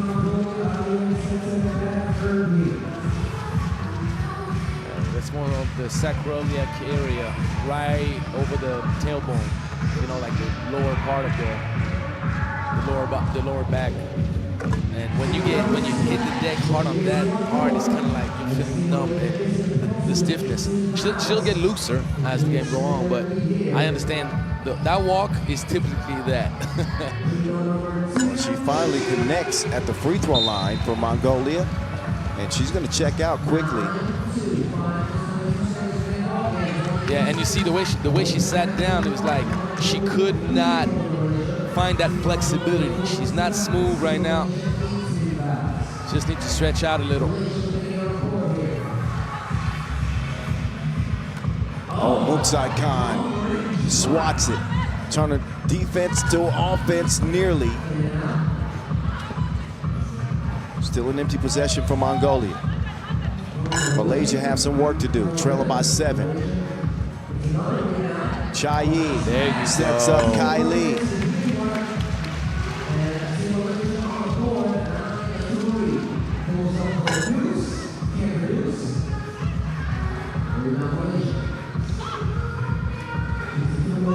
Get the ball moving. Kylie to K-Hui. K-Hee to Kylie. Back-to-back good plays where everybody shared the wealth and participated to the team effort. Indra whips it to Kulan. Kulan quickly straight to the rack. Mongolia respond to Malaysia's bucket. But at least Malaysia, the last 3 possessions, are making it do what it do. Indra just calm, comfortable, smooth. Nah, the score is wrong. It's 12-6, unless she stepped on that line. Now potentially it looked like a 2 for me, but Yeah, maybe, but we don't see the toes with our angle. Ooh, behind the back snatch. All right now. All right now. yeah, the score still hasn't changed because that would at least put it up to 12. And I'm not even sure Malaysia has 6 or 4. well, They're gonna that figure it out. step back from Kulan. Step back from Kulan. To me, they had 10, unless Indra. Oh, no, made that, one look point. at that. That's the Indra shot right there. Right, but the Indra shot, did she step on that line or not? I didn't see the referee call it a 2 or not. But it's either 12 or 13, that's for sure. For Mongolia speaking. Okay, we'll see if that is something that they're even aware of. And that's exactly what Mongolia is starting to say now, that the score is not proper. So at least we know we're paying attention. See, we aren't the only ones that recognize this. Pat yourself on the back there, buddy. Okay. Good job. How about I pat you on the back? Thank you. There you go. I see you didn't pat me on the back. I see how you are. I'm sorry. So, 11-6. Correct the scores, my people. Correct the score. All right. It's being corrected. It's creating a brief delay. Another one. And another one. Well, we've had 3 overtimes. In a row. And long overtimes, too. I can't remember the last time when we had 3 consecutive overtime games.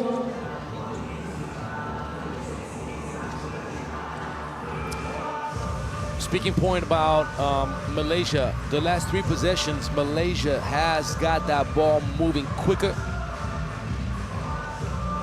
Give it to me, I give it right back to you, give it to the other one. That opened up a whole lot of good stuff for them. They got 3 straight good shots, 2 points out of those 3 possessions.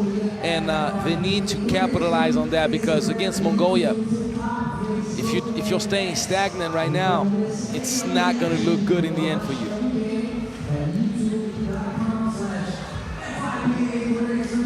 Yeah, when they have moved the ball, it usually has ended up in a bucket or at least a good shot attempt.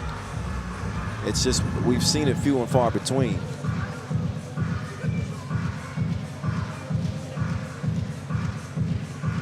Okay, now the score has been updated, and it is 12-4. There you go. So 12-4. That's what I thought. 13, because that was a 2 Yes. from Indra, and then the mid-range shot. So the 2, they gave it to Malaysia, Yes. and that messed them all up. So yeah, 13-4 is the true score. And thumbs up, that means it's time to get back to it. Mongolia with a commanding lead with 3:45 to go. Malaysia not only with just 4 points, but with 8 fouls. At least that It break don't look gave the good. players a time to take a breather. It don't look good. K-Hui, Arin Setseg to Sarankong. Sarankong, staying calm, letting it fly. Misses it, right iron, foul called on Mongolia on the rebound attempt. That is the 6th on Mongolia. They got no more to give.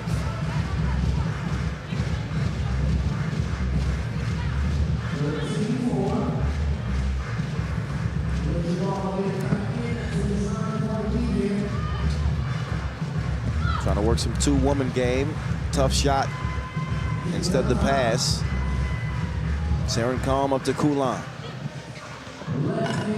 Kulan misses the run, the layup.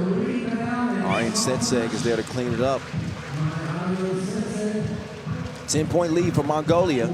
Oh! And she pulled that block out of her back pocket. You could have had a great highlight if she managed to convert that block into a two-point shot. But it's a landslide now for Mongolia and Malaysia. No chance to recover. Kulan trying to dish it to Aryan Setseg. Aryan Setseg sets her feet and splashes it from the corner. High arc bomb right there.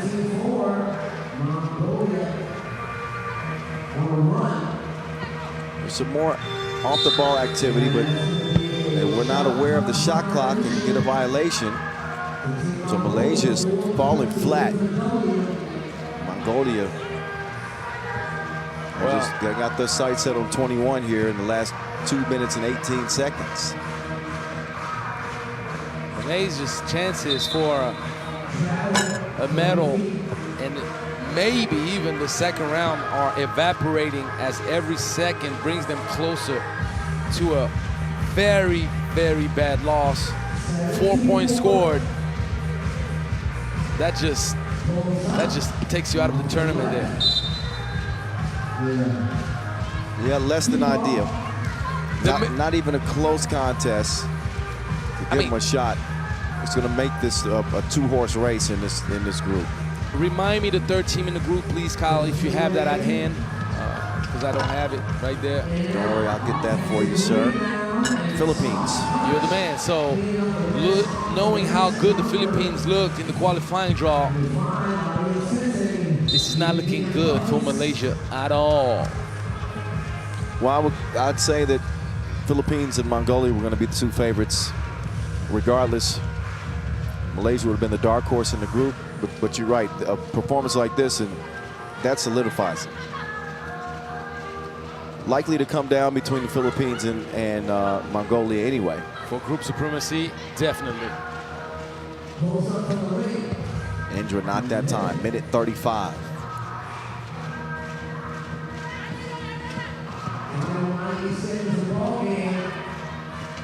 Cha-Yi missed it right iron. Mongolia going to throw it away. They can afford a few mistakes with a 14-point lead and a minute 23 left. They could literally stop playing right now and they still would win the game. That's true. I mean, they don't even need to attempt another shot. That's wrong, though. You didn't have to say it like that. 14-point lead out with 1 minute and 20 seconds left. Unfortunately, it's just pragmatic what I'm saying. Yeah, they need an intervention. Somebody needs to do something about this. But the main thing that is kind of scary if you're thinking of the next game for Malaysia, we've seen the intensity and the puso, the passion with which Philippines has played so far in this tournament. And they're going to be smelling blood because they know they beat Malaysia. They're already bound for knockout round. And they're probably going to use this game to try to build confidence. Well, I can certainly see the Philippines obviously beating Malaysia, particularly after a performance like this. But I think that Mongolia-Philippines matchup, I'm looking forward to that one. That's going to be a good game, and it's anybody's. I don't see a favorite in that matchup. Kulan on the drive, the runner, too strong. Under a minute to play. And Malaysia go from bad to worse. As Kai Hui passed it to herself. That's a double dribble. Mongolia just looking to put Malaysia out of their misery right now. 55 ticks left. If they can put together a couple of possessions here, then this game could end before the limit. Oh, these goals ain't low. Aryan Setseg. She finishes the leftovers. As Mongolia move within 2 points of calling game. Kulan is back in.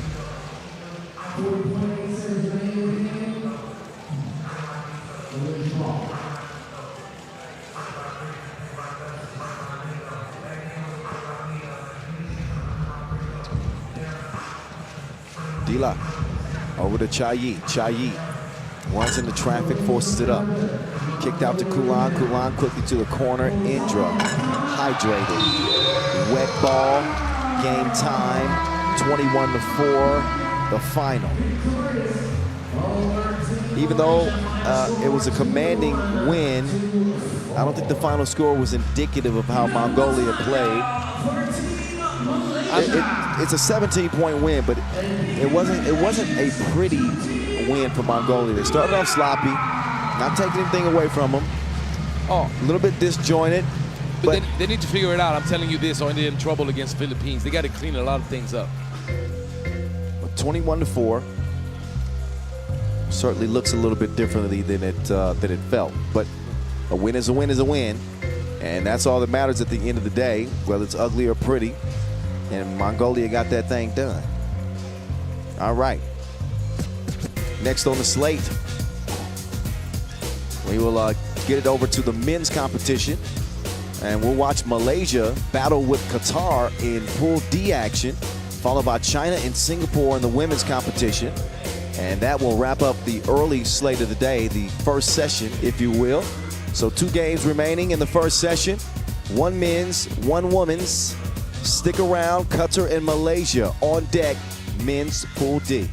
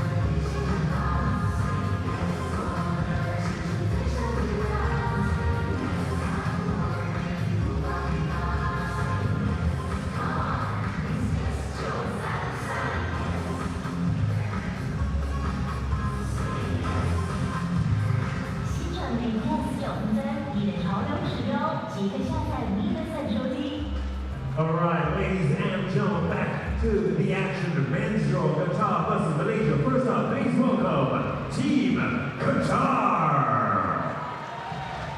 Number 7, Faisal Abuisa. 13, Omar Saab. 17, Ahmad Saeed.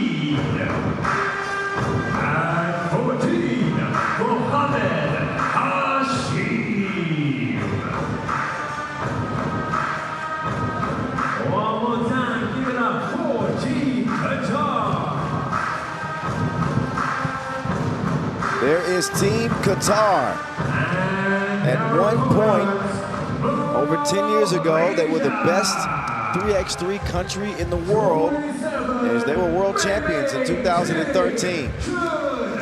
Qatar trying to get back to their glory days.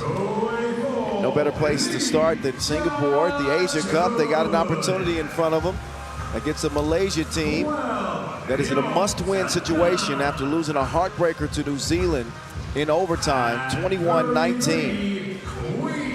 Did everything to win that game for the most part, except obviously winning. In OT, they let it slip through their fingers, and as a result, they come into this contest 0-1 after a pretty impressive performance in the qualifying draw. So there's no choice for Malaysia here. They're going to play like a team that's desperate because it's win or go home for them. Top 2 from each group advance. And a win here against Qatar will put them in a good position because obviously if New Zealand beats Qatar, then that would secure their spot in the quarterfinals.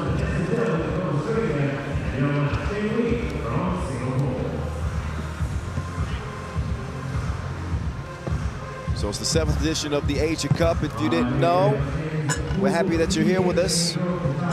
How y'all doing? Where y'all watching from? Hit us up at FIBA 3x3. Use the hashtag 3x3Asia. We're at the Singapore Sports Hub, OCBC Square.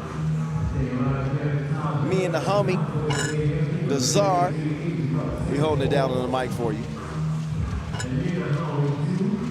And by the way, thanks to all the people that showed us a whole lot of love during those first 2 days of competition.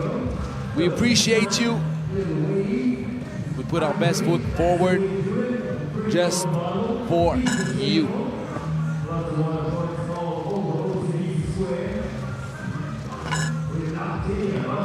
All right, what you think about Malaysia here? What are the chances? I think they're going to pull it off. I think, Kyle, they're going to pull it off unless, obviously, their head dropped down for some reason. But to me, this first game should give you all the faith that you're competitive enough to be knockout round worthy. What do you think? I think they're the favorite. I'm a little hesitant to make a guess on Qatar because I haven't seen them. I know they got talented players. I have seen several of them play before, but just judging off Malaysia, I would say they'd have the edge here because these dudes play a good brand of 3x3. They just got to clean up a couple of things, mental things, in critical situations, and I think that they got the best chance to come out on top. So we agree. Chun Hong Two drops people it on off. the ball. Zin Kang, easy. Outside to Abuisa. 2 people on the ball will get you in trouble every time, Kyle. Why would you ever double? Why would you ever double in 3x3? Just got to communicate. If you want to switch, then make sure somebody switches. Wisa takes the handoff. 2's on the way. No. Give me that back. Nice recovery and score on the interior.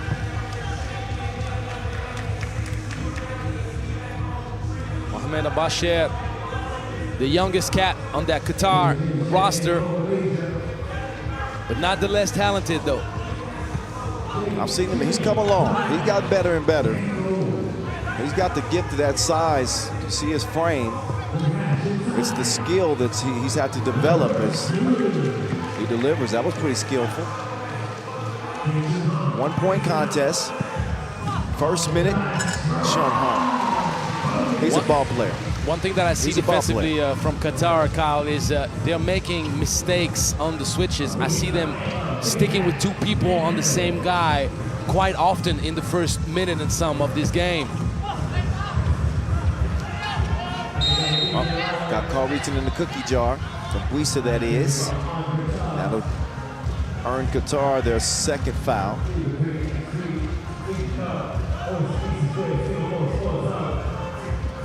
Xian Fu. He'll start the possession. Xia Yun tries to skip one in the lane. Take that second dribble, kid. Open up the floor. Your teammates screened well. He kept his opponent in his back. You got no help side defense. Wrap it around, and it's a bucket. Well, the kick ball gives them a fresh 12 to start with. A few more moments to catch their breath. Xian Fu misses at point blank. One thing that you see consistently from a Qatar team is they have size. They got a couple of big boys on the court now. Qatar is always physical. Oh, better clear it. Chun Hong in and out. Chun Hong lost the handle on it. That one tracked down. Saad, crossover. Saad steps through, all balance, no. Quick clear, Fu has it packed back in his face. Nice ball movement, Chun Hong, no. Fu with it now. ISO game on the left wing. Back to Hong, out to Fu. Xian, Fu, Xian 2. 1 point lead, Malaysia.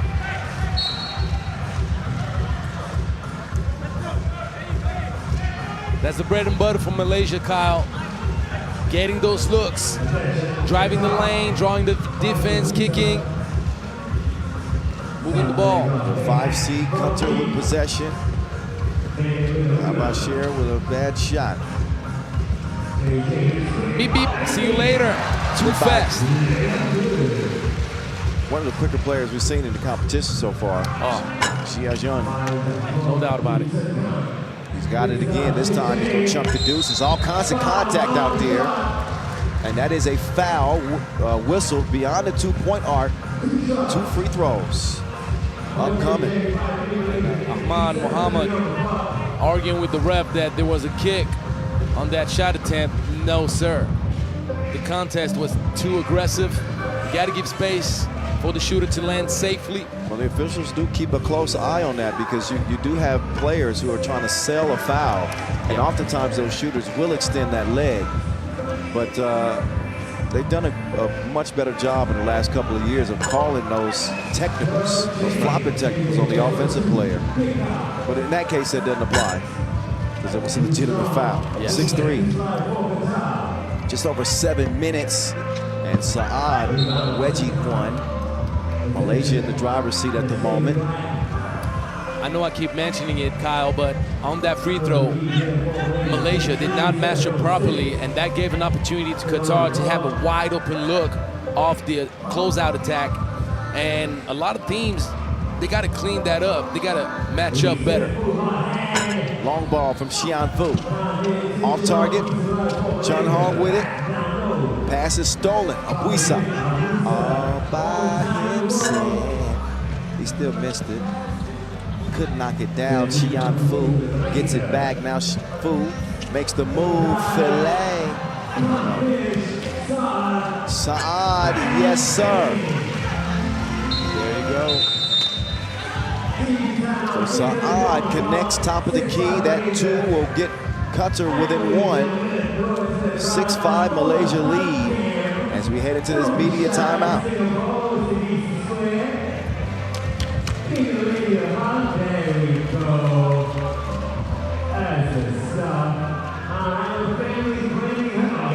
So the main thing for me right now with Qatar is to clean it up defensively, figuring it out when they switch. They're not communicating well enough, and Malaysia, who hasn't had the fastest start in this competition so far, they're going to start finding their groove, and Qatar is going to feel the pain then, unless defensively they clean it up.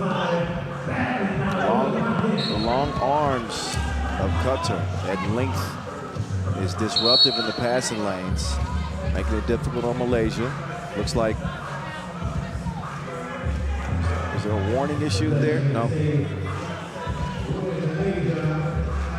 Chun Hong moves left, just off the mark. Still a 1-point game. Big man with the cross. Saad with the speed, steps through, misses it. Xia Yun now. They'll start to operate with Chun Hong. There's one thing I'm noticing, Kyle. Yeah. Malaysia is refusing to take those open looks a little bit too much. It's like they're looking every time for that better situation, maybe attacking closeouts. Right now, Qatar's defense is not giving those lanes as much as they would want them to. Make them respect you with the outside shooting, and then you can attack those gaps like madmen.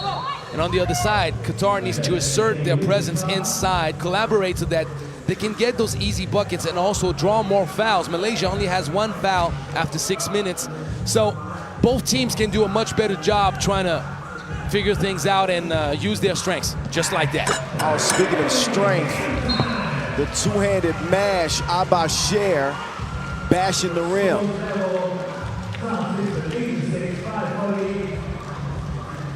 Because he has that mismatch. He has that advantage in the paint. He just used it right now.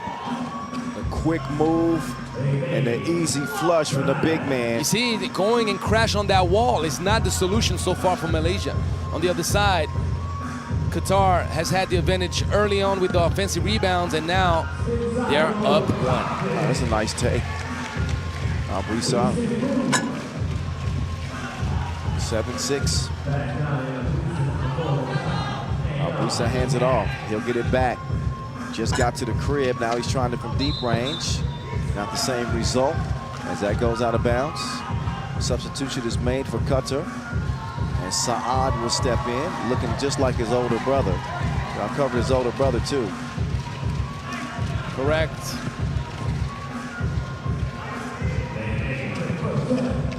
There you go. Oh, get that out. Wait a minute, that's a foul. Contact on the way up. You know what happens in those kind of situations when you get those those driving kick situations? You'll also have preferential position on the offensive board after that. For Qatar, we got to give props to Mohamed Aboucher right now. He's responsible for that lead. Yeah, the youngest member of the team, coincidentally. He has 4 points right now. Yeah. He's got the physical tools and a promising future, because what happens is your intellect in playing the game only gets better, and he's going to maintain that physique until he gets our age. Well, when you play inside, you're not relying on your athleticism as much as you could as a wing. How about Sher? Well, let me put nuance to that. You do rely on your athleticism to a certain level. The problem is, if you only rely on your athleticism, then age becomes a problem for you. But if you got skill set, even when your athleticism goes down with time, you still are an impactful player. Thanks to your skills. There's several examples of that. Saad looking for a second two, can't hit it, but he sticks with it. Sets up Aboucher for another score. They are featuring the big man on this Qatar team, and it's paying off. He's being huge because even the open look that they just got before that is thanks to him. Saad is stroking his second two ball. And a 4-point advantage, Xi'an. Oh! That was foolish. Are you kidding me? That was foolish. Look at the contortion, man. Xi'an acting a fool. Scoring with the contact. I mean, he was almost horizontal with the ground. You couldn't fool him with your defense on that one. 10-7. Maybe that ignites Malaysia.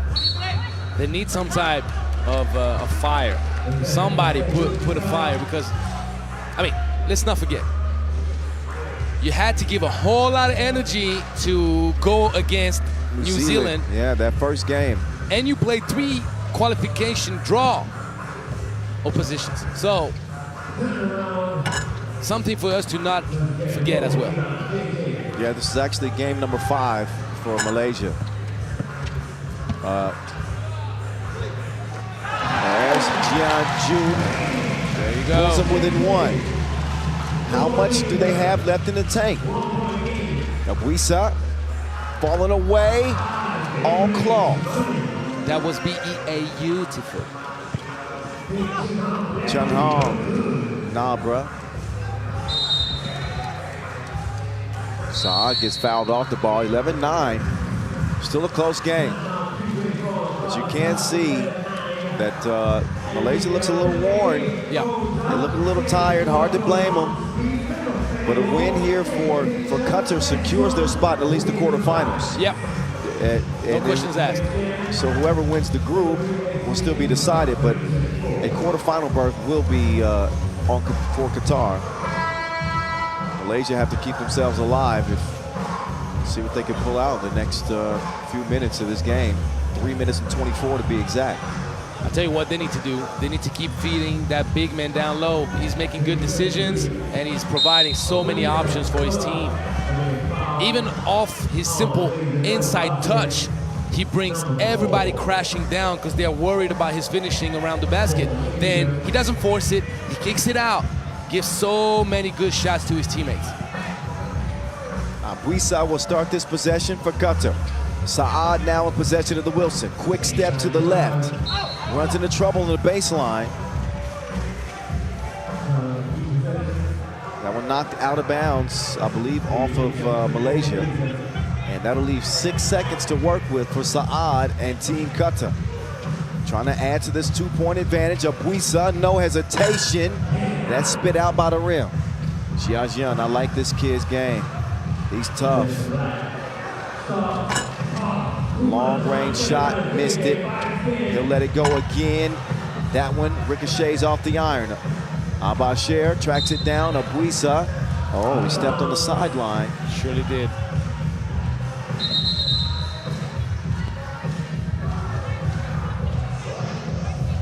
So the coaches are being warned For Qatar. for Team Qatar. Correct. And the funny thing is, once he got the warning, I saw him making that stink face, kind of like, said with himself, I'm ready to shoot, guys. Even though couldn't catch it. That one thrown away. I didn't post the video, man. I just thought about it. I didn't post it because I'm kind of messed up with the time difference. I don't want to post it at 2 in the morning. No one's gonna see. That's right. We got time though. Plus, I gotta do my shot attempt too. You're right. You're right. Abasher. Running out of time. Lets it go. No.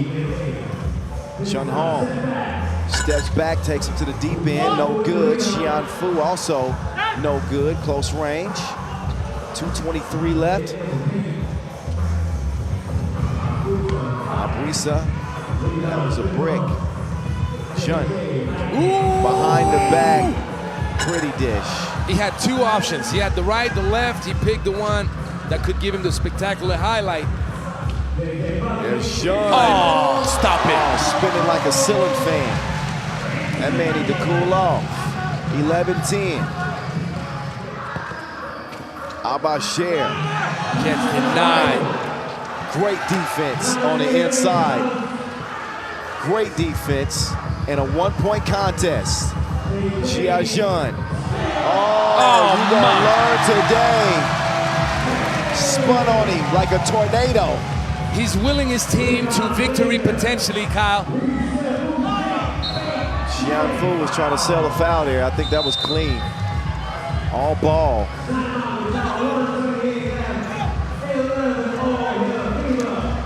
Yanju giving his all.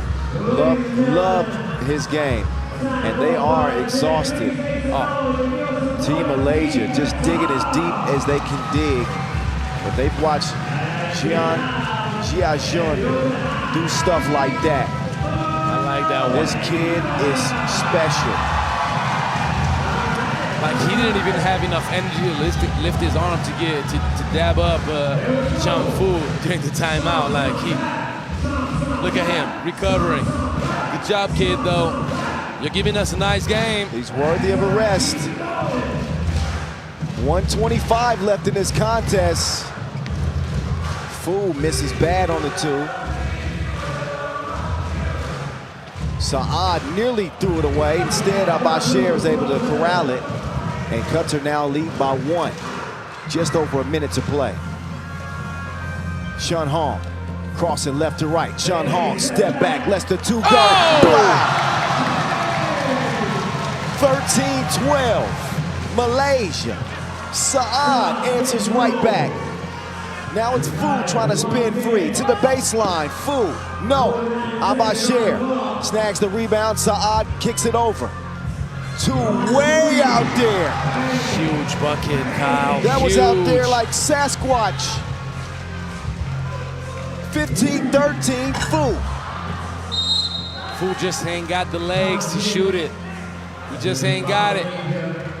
And Qatar might just punch its ticket to the next round.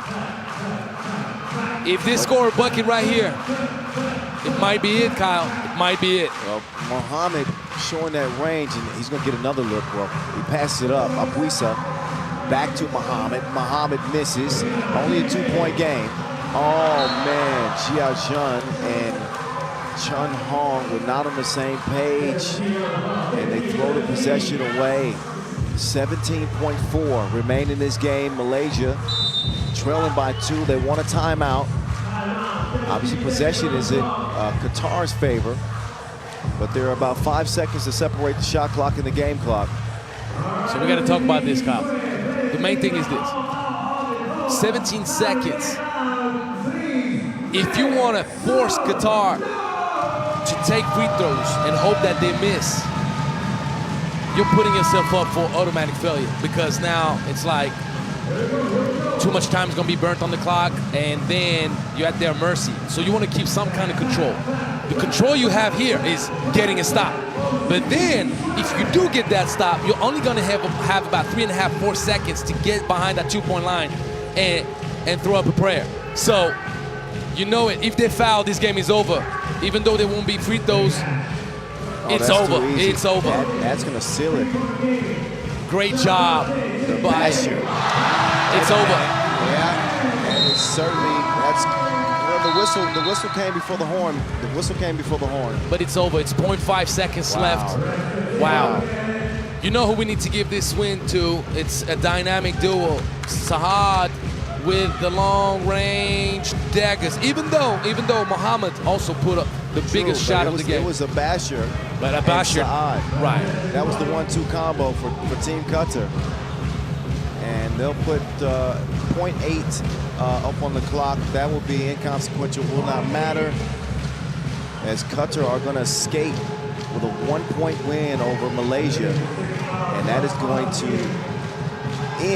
effectively end Malaysia's run here in Singapore.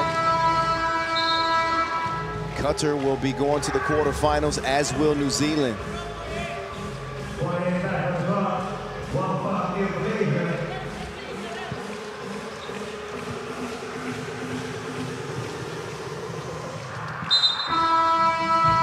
That is that. But a tip of the cap to Malaysia, who come from the qualifying draw into the main draw today. Had a great opportunity to win against New Zealand and lost that one in overtime. Played a tough one here against Qatar, and this one only ends up being decided by, well, it looks like it's going to be 1 point, but wait a second. No, they're going to have 2 free throws because two free throws. The foul was right before the buzzer. You understand what I'm saying? I know. You got to be precise, because they had 0.8 seconds to begin with. If you commit 2 fouls in 0.8 seconds, that's the fastest fouls. And if you're Saad, just make that one, and it's over. He misses, but it's still over.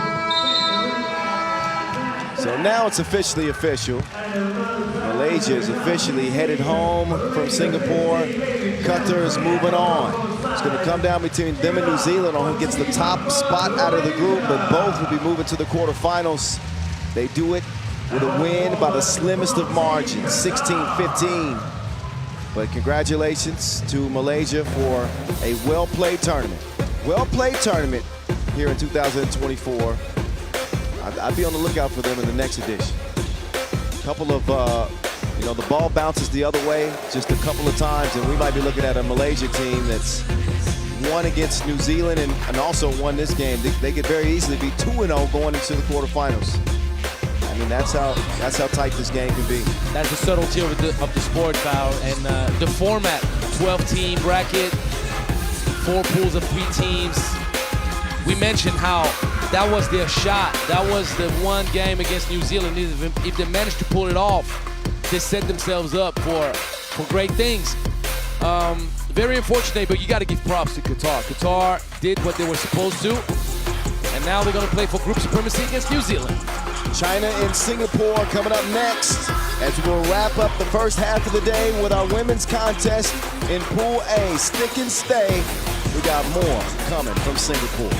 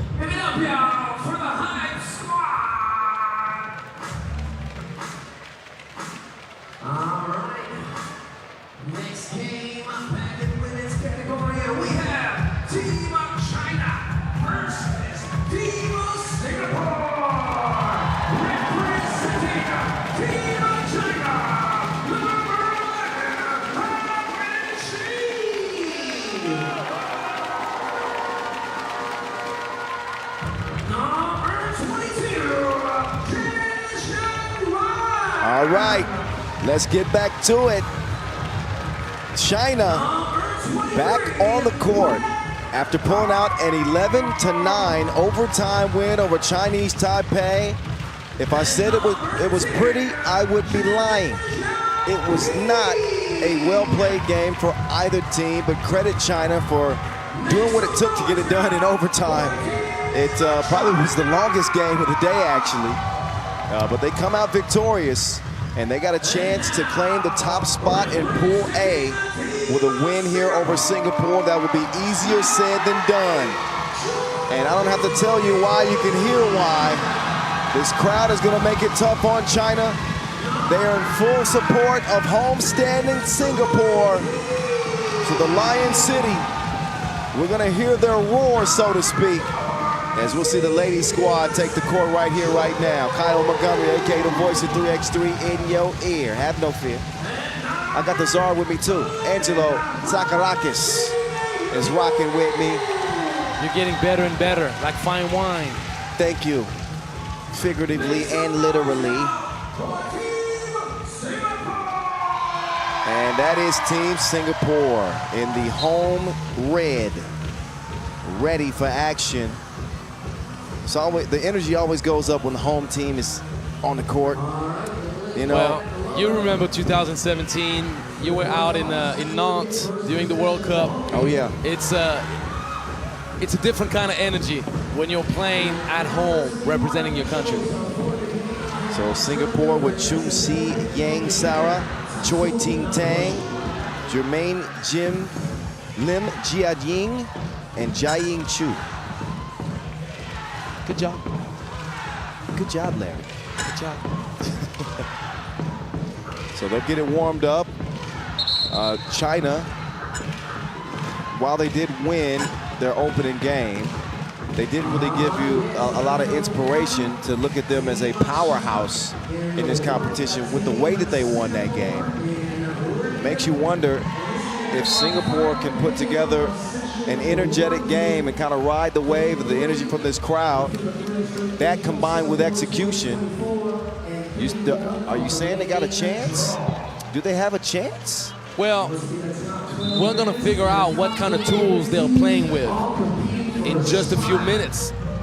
We'll see the skill set. We'll see how they execute. We'll see if they learn that new sport of 3x3 and those subtleties quick. And not switching properly defensively is one of the main things they're going to have to figure out quickly. Yeah, China break them down right out of the gates. But then there's pressure put on the interior Chinese defense by Choi Ting Tang.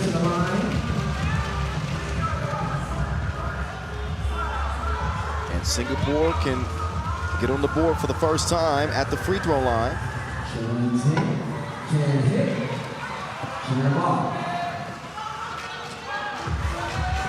China maintained that 1-point lead. Can't add to it there. Jiaying to Choi Ting.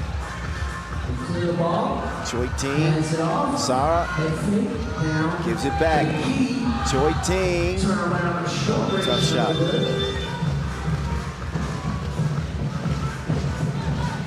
China setting up that offense. That's where Singapore is struggling early. China is providing their offense options with reads. Back pick flashes, back pick follow, back pick, rip pick, all these kind of things. And right now, Singapore, once again, having the hardest time to position themselves properly. That's the lack of experience that is showing right away. That's what I was going to say. The experience with China in getting into their sets and understanding how they can exploit Singapore's is on display. Once again, it's like that's easy breezy. All these movements that high-level teams I've seen again, and will see again, they know how to respond to those. They know how to switch. They know what's the appropriate response. But China, in the first minute and some, is already showing that their mastery of 3x3 is on another level in comparison to Singapore that is starting from scratch. That's why at the beginning of the game, when I was evaluating these teams and assessing the matchup, I said that can they convert the energy of the crowd into execution and better play? sometimes when you're playing at a high level and you got momentum, you start to make plays that you normally wouldn't. I wondered if that would be enough against China. But you're pointing out an aspect that's really focused on offense in the end, because the energy that enables you to hit those shots or maybe have that first step, you're kind of like pushed forward by the energy of the crowd. But defensively, that's only reading, IQ, decision making. Yeah, I agree, but I also think that the crowd can energize you defensively too. That gives you that extra air in your lungs. Yeah. Jing, you know. But I can say through the first minute and 40 seconds of this game, Lazar. Yes, sir. China are head and shoulders above Singapore in terms of understanding the game. Like the basketball understanding and the craftiness of those subtleties that make you a competitive force in such a tournament. Yeah, it's just the basics. I mean, just pick and roll, the off-the-ball movement, setting the off-the-ball screen that leads to a wide-open layup. As Singapore do get on the board, that ignites the crowd. But you see this specific play right here, the way Chu managed to be the center of attention, faking the handoff, seeing how the defense responded and attacking right away. This is the kind of stuff that China has been doing since the beginning, and that's the first time we saw Singapore with one of those actions. China do get a wide open look, top of the key from Zhang. That's missed and unable to save it. Actually goes off of Singapore, so China will get the possession. Now started from the left elbow. Foul called on the shot attempt. That is the 5th on Singapore. I'll tell you what, Kyle, if you have to figure things out, better have China as your first game, knowing that Chinese Taipei is the team that you're really looking to beat. Beating China would be a huge upset. Chinese Taipei is the game that you're looking at like, that's our shot for next round. So here we go. China back on the move. Oh, get over here. Foul call though. Behind the 2-point arc. 2 free throws, a 6th foul. Now for Singapore, no more to give. This game may not go the distance. With the way things are shaking out so far, I know that China only lead by 3, and that's pending these free throws. That lead is now up to 4, but with Singapore essentially in the penalty 3 minutes into this game. Less than 3 minutes even. I mean, well, they're not there yet. They got 6 fouls. But the moment you reach 6, you're already in the penalty, because you know the next one is already giving those free throws. Exactly. That dagger off the glass will extend China's lead, 8-2. Jianping Zhang with the rebound. Wang on the wing. Zhang driving, denied. So Singapore trying to hold their ground, defend their home turf the best that they can. So far, their efforts have gotten them 2 points and 6 fouls, and they're trailing China by 6. Keep an eye on number 8 for Singapore, because so far, paying attention to those details that make a difference. She is the player that has figured it out more than her teammates, with the way she reads the game based on how the defense reacts and the opportunities she's providing her teams for a bucket. She missed the previous attempt, but at least she's thinking about the game the right way. As we get back to it, we got 6:47 on the clock. China is starting to pull away. They will not relent on the attack of the rack either. Ha driving, has it poked away, and was that a shot clock violation? I saw it hit zeros. Ball earned back. Yeah, so the possession goes back to Singapore. Shara There you Sarah. go. And that's an easy layup, but this should be equally as easy. No, wait a minute, I spoke too soon. Sarah with some good defense. Choi Ting kicks it out. Jai Wang stepping through. Ball is poked, but not cleanly. It is a foul instead, the second on China.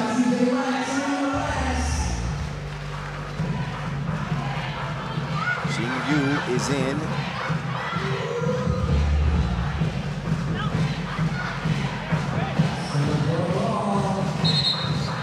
And the travel call.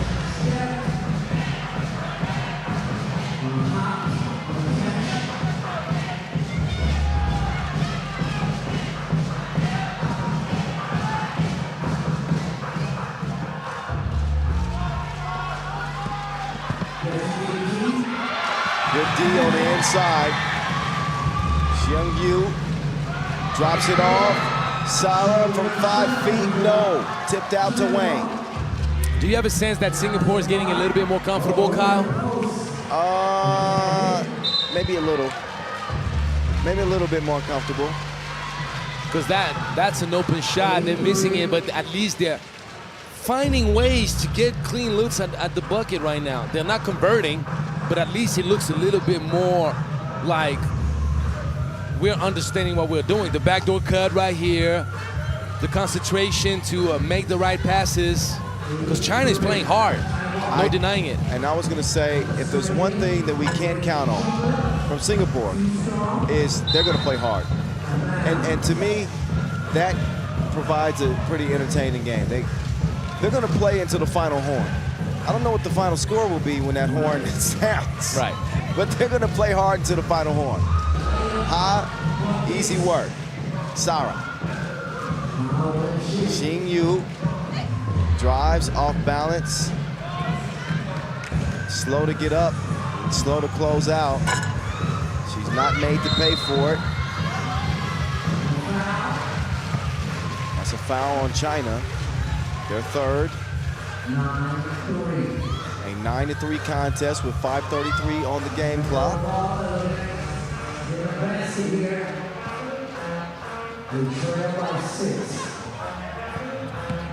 I don't think, see that play there, that whole, oh, there's a foul on the shot.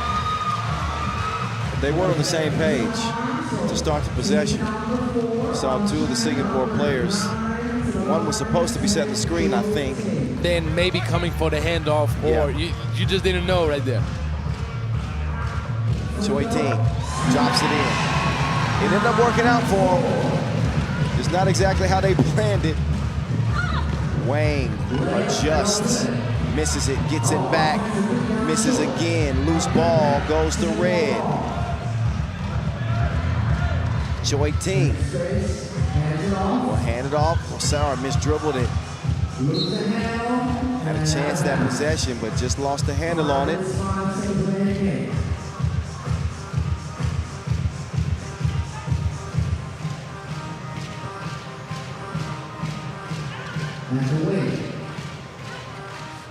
Great execution right here, but wow. Jaiping Zhang, that's a layup that you can't miss. no, you can't. Sarah converts. Singapore hanging in there. That pass broke it up. 3 seconds in the paint. 3 Good seconds in the defense. paint. But here we go. These are the energy plays I was talking about. There was no shot attempt though, Kyle. There was no shot attempt. I'm seeing low energy from China. When you see Xiaoping Zhang miss a easy, wide open layup like that, she's a top level player. And Singapore, Sarah drives the very next play and scores a tough layup falling away. Then they make a great defensive play as well. The crowd is in it. You better believe the Singapore players are feeling that as well. The roof would have came off this place that Sarah hit that shot. Oh, yes. And they'd still be trailing by 2. Sarah called for the foul there. And Ha will now shoot 2 free throws, as that is officially the 7th that will bring a couple of free throws. You know what I appreciate about Sarah's effort right there? She's pushing Ha away as much as she can. So she's not making it easy for her to finish under the hoop. Now you got to earn your points on the free throw line.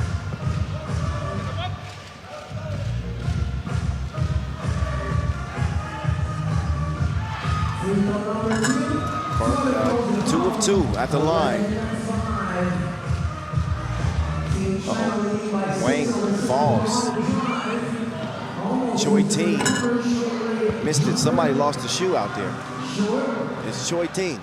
And she keeps playing. She's holding on. No, she threw it out. Well, at least their socks are clean. I can't say the same for myself if I take my shoes Look at her. off. She's battling. No shoes on. She keeps on playing. And she earns herself. Oh, wow. She stood her ground even with 1 foot or 1 shoe.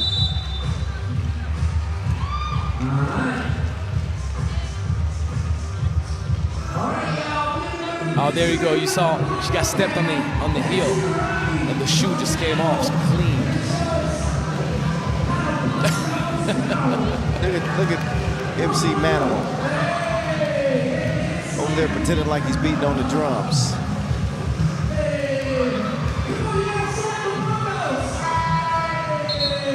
I think Noah calls them bongos. At the bongo can for sure. The bongo can. 3:56 to go. China 11, Singapore 5.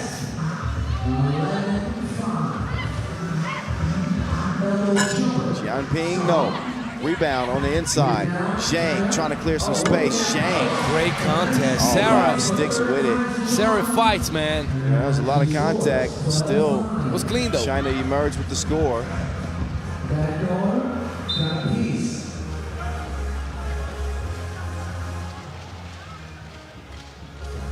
Party hoppers in the house tonight.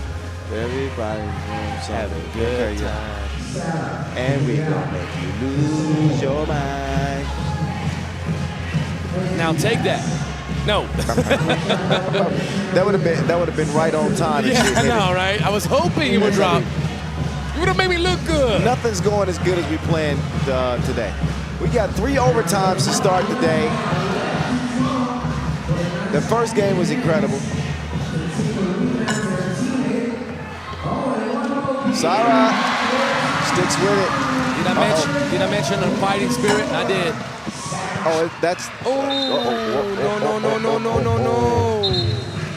No, not another one. Not another one.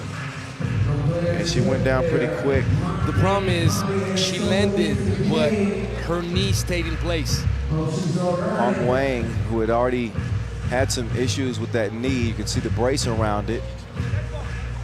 And she's down. And if you take a look at the replay, Yeah, you see? yeah, you can see that knee buckle. And she's going to get some attention from the medical staff here. And that could spell disaster for China's hopes of medaling. If this injury is serious, always want to be careful not to put the cart before the horse, so to speak, or to assume. So we'll see. The medical staff will obviously take care of her. She'll be evaluated, and we'll find out if China will be playing with 3 or 4 the rest of the way. But you certainly hope for the best.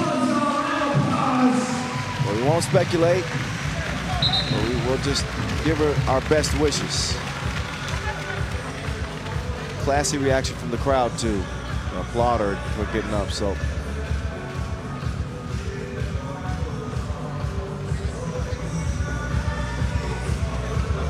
we've seen a few of these occurrences in the first 3 days of the competition. But all in the women's bracket, though. Yeah. All in the women's bracket. Short Great team. move. Does the electric slide through the paint. Scores it to keep Singapore within reach. Oh, Ha took him on the merry-go-round. It's her playground.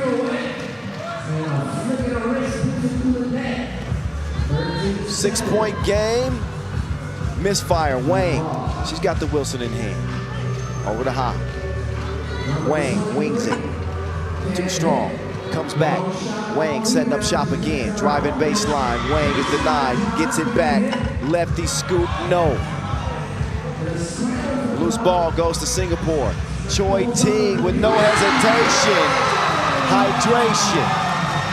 Wet ball from deep. 13-9. Singapore putting up a fight. 2 minutes to play. Wang to Ha. She ain't playing. $150. Swung out. Jiaying going to the post office. Gets it back. Can't deliver. Loose ball, China. Ha moving left. Ha, no, the scoop is no good.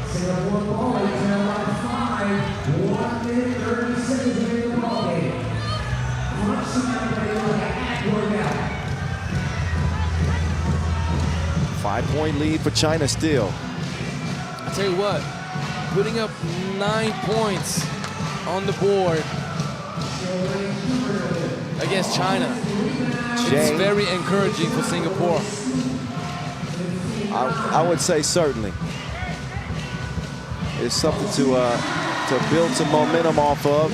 I'm a little hesitant to even count them out of the game fully right now, just because with a minute to go, 5 points, depending on, well, I was going to say that possession.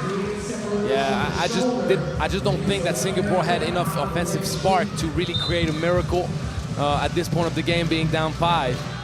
But I'm clearly positioned to think that we could have an interesting game between Chinese Taipei and Singapore for the second ticket that would qualify to the knockout round. China's going to finish top of the group, that we know. But is Chinese Taipei that much better than Singapore as of today? I don't know. We'll see. Well, that game is going to be crazy. And I don't know, maybe there's something special brewing in the air. Maybe some home cooking. Because I don't look at Chinese Taipei as a significantly better team than Singapore. Not significantly. Not as of right now. So I think they got a shot. Especially with Sarah, who's been doing a whole lot of good stuff for Singapore. She's fighting on the mismatches defensively. She's been the most efficient offensively.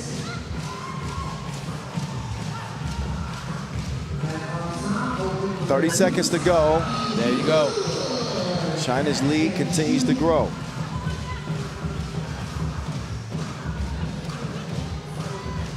Crossover dribble is broken up. Wang up to Ha.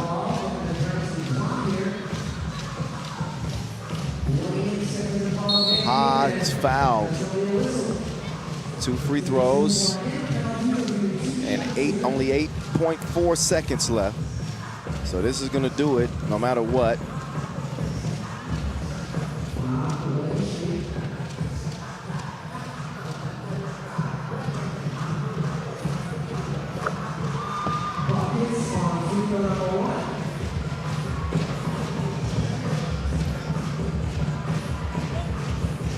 (19-10) China. They will cruise into the quarterfinals with a 2-0 record. Only thing that's left in this one is the final horn, which will be sounding in 5. Wait a second, 5 seconds. Singapore still fighting it to the very end. Got to show nothing but love to them for the effort that they put in, even in a loss. It is a 20-12 official win for China. It'll come down between Singapore and Chinese Taipei on who gets the second spot out of this group. That game will be seen in the second session of the day's schedule. But that one just wrapped up the first half. The first session is done. 6 games in the books, 6 more on the way. Enjoy the highlights, and then we'll get you ready for the break when we come back.